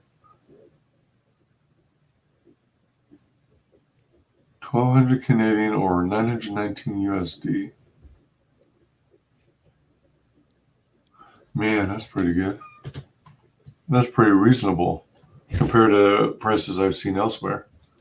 Oh yeah, like I've seen these things at Man Cave for like $3,000, and I'm like, Youch. I'm pretty sure I could get a couple of authentic ones for less than that. Like Right. I got 2 machines for 1,400, and I'm like, why am I paying $3,000 for that when I could just buy an original for less? I'm like, sure, it has more games, but with this one, it's got a lot more games in those Man Cave ones that have like I think 5,000. This one has 20,000. Hmm. And from what my brother was saying, he can get the Street Fighter game that's really hard to find. That I think it was PS1 or 2 where it's like over $100, $100 to $200.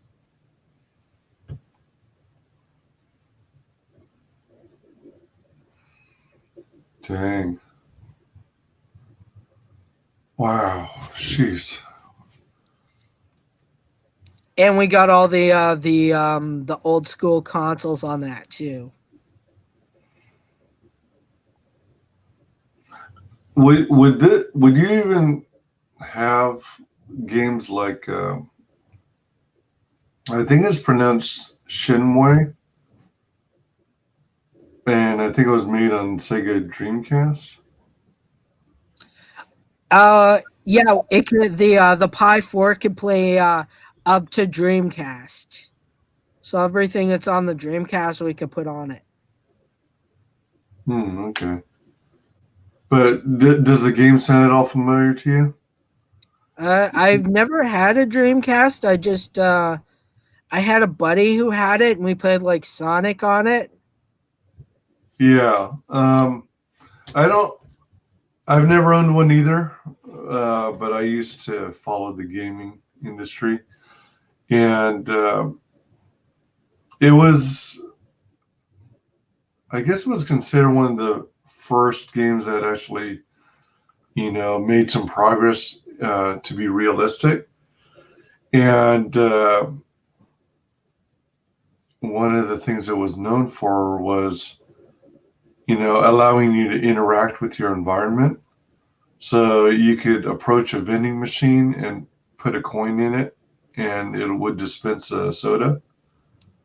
So that was one of the things that, was really impressing people.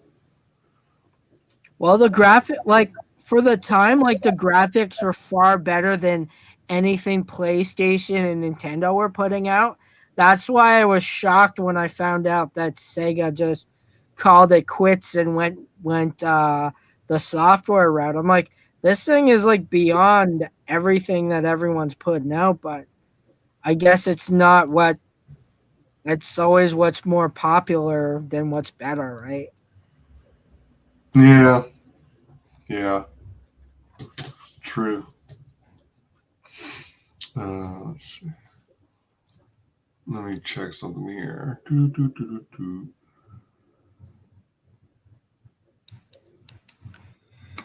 The other thing you tweeted me in DMs was Street Fighter Alpha. That was that video we already saw, right? Yeah, we already saw that one. All right, good deal. Was there anything that I forgot to talk about regarding? We pretty much covered everything. Oh, nice. Nice. Man, there's so many good, cool things in this campaign. Excuse me. I'm not exactly sure how to best promote it to get more eyes on this. It's definitely a fun project. I want to see it succeed. Let's see. We need to get more backers on this. Okay. I'm also hoping with the Christmas season coming up and with our promotion that more people jump on the arcade units. Like, I'm shocked that they haven't been touched yet. Like I put it up on Facebook and the Facebook market, and already I got a ton of people asking for it. The full-size one, right? Yeah. Yeah. I mean, the chance to play all those games, that's crazy. That's freaking insane. And like the sound bar that my brother got, I believe he says it comes with a remote. And we did the sound test, and it, like, I think he did like Sonic the Hedgehog, and it just like sounded amazing. Like, no, like you could hear it perfectly clear. Like when you played the video, it was like the sound was amazing. Like with the one up, the sound isn't the best, and the screens are a bit smaller. But they are pretty decent, and they are sponsoring our next Comic-Con, so I won't speak too lightly on them. Like, I mean, they're not like, if you're looking for something that's smaller, they're good. They do have multiple games in them, but we wanted something that was closer to scale and had more games in it. Yeah, true. That's why our prices is a bit more than one up. Is we're putting more games in. It is handcrafted. Yeah, I'm totally on board with that idea.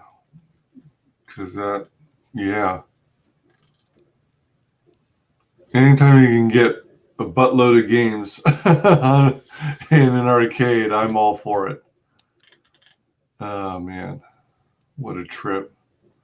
I'll try and keep promoting it. I don't know how to garner more interest, but hopefully it'll lead to some more backers. Yeah. I am going to give you the floor. Please share with the world how you can be found on social media. You can find us on Facebook, 8-Bit Shinobi. You could also check out our comic convention, Ottawa VCon. We're gonna have a lot of cool sales. On Twitter at 8Shinobi. On YouTube, 8-Bit Shinobi. I do all my gameplays. So all the different types of games that I have, I've uploaded it so you could see all the different games that we have. And we also done a couple of cocktails, and I made that McNugget sauce from Rick and Morty, the Szechuan sauce. Oh, really? Yeah. For Szechuan sauce? The McDonald's one. Someone put out the recipe. Oh, really? For some reason, people liked my promotion video more than the actual video. You mean promoting the sauce? Yeah, the video of me doing the sauce, because I dressed up entirely like Rick. Oh, okay.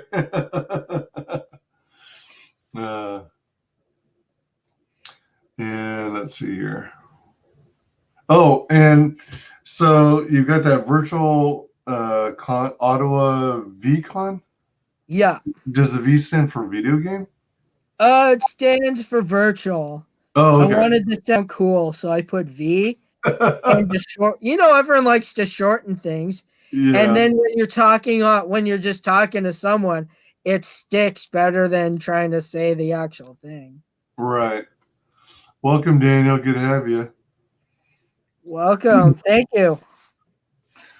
Yeah, so you got that virtual convention. It's literally the day of, wait, is it the day of Black Friday, or is it Friday and Saturday, or Friday, Saturday, and Sunday?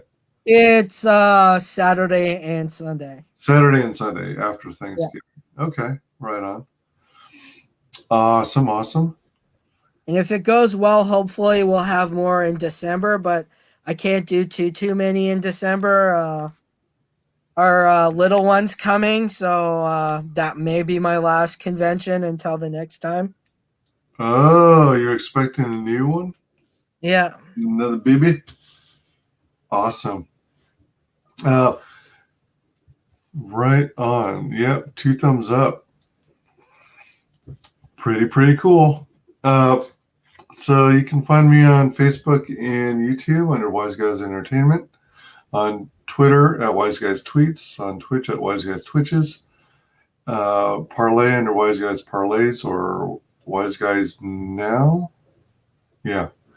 And please like, comment, and subscribe. Mark the bell for notifications. Indicate that you want to receive all notifications. So hopefully you don't miss a single video or stream. And yes, I will be working on making more videos. And yeah, thank you to everyone who joined us today in chat. Appreciate your support. Thank you to everyone who watches this on replay. And thank you to our very special guest, 8-Bit Shinobi. Take care, guys. Check out the campaign. We are ending the broadcast in 3, 2, 1. Final guest that is the only person below White Holiday in the ComicsGate phone book. It's my favorite failed clone of Peter Sameti. The YouTube WyzGyz. How you doing, Conrad? Welcome to the show.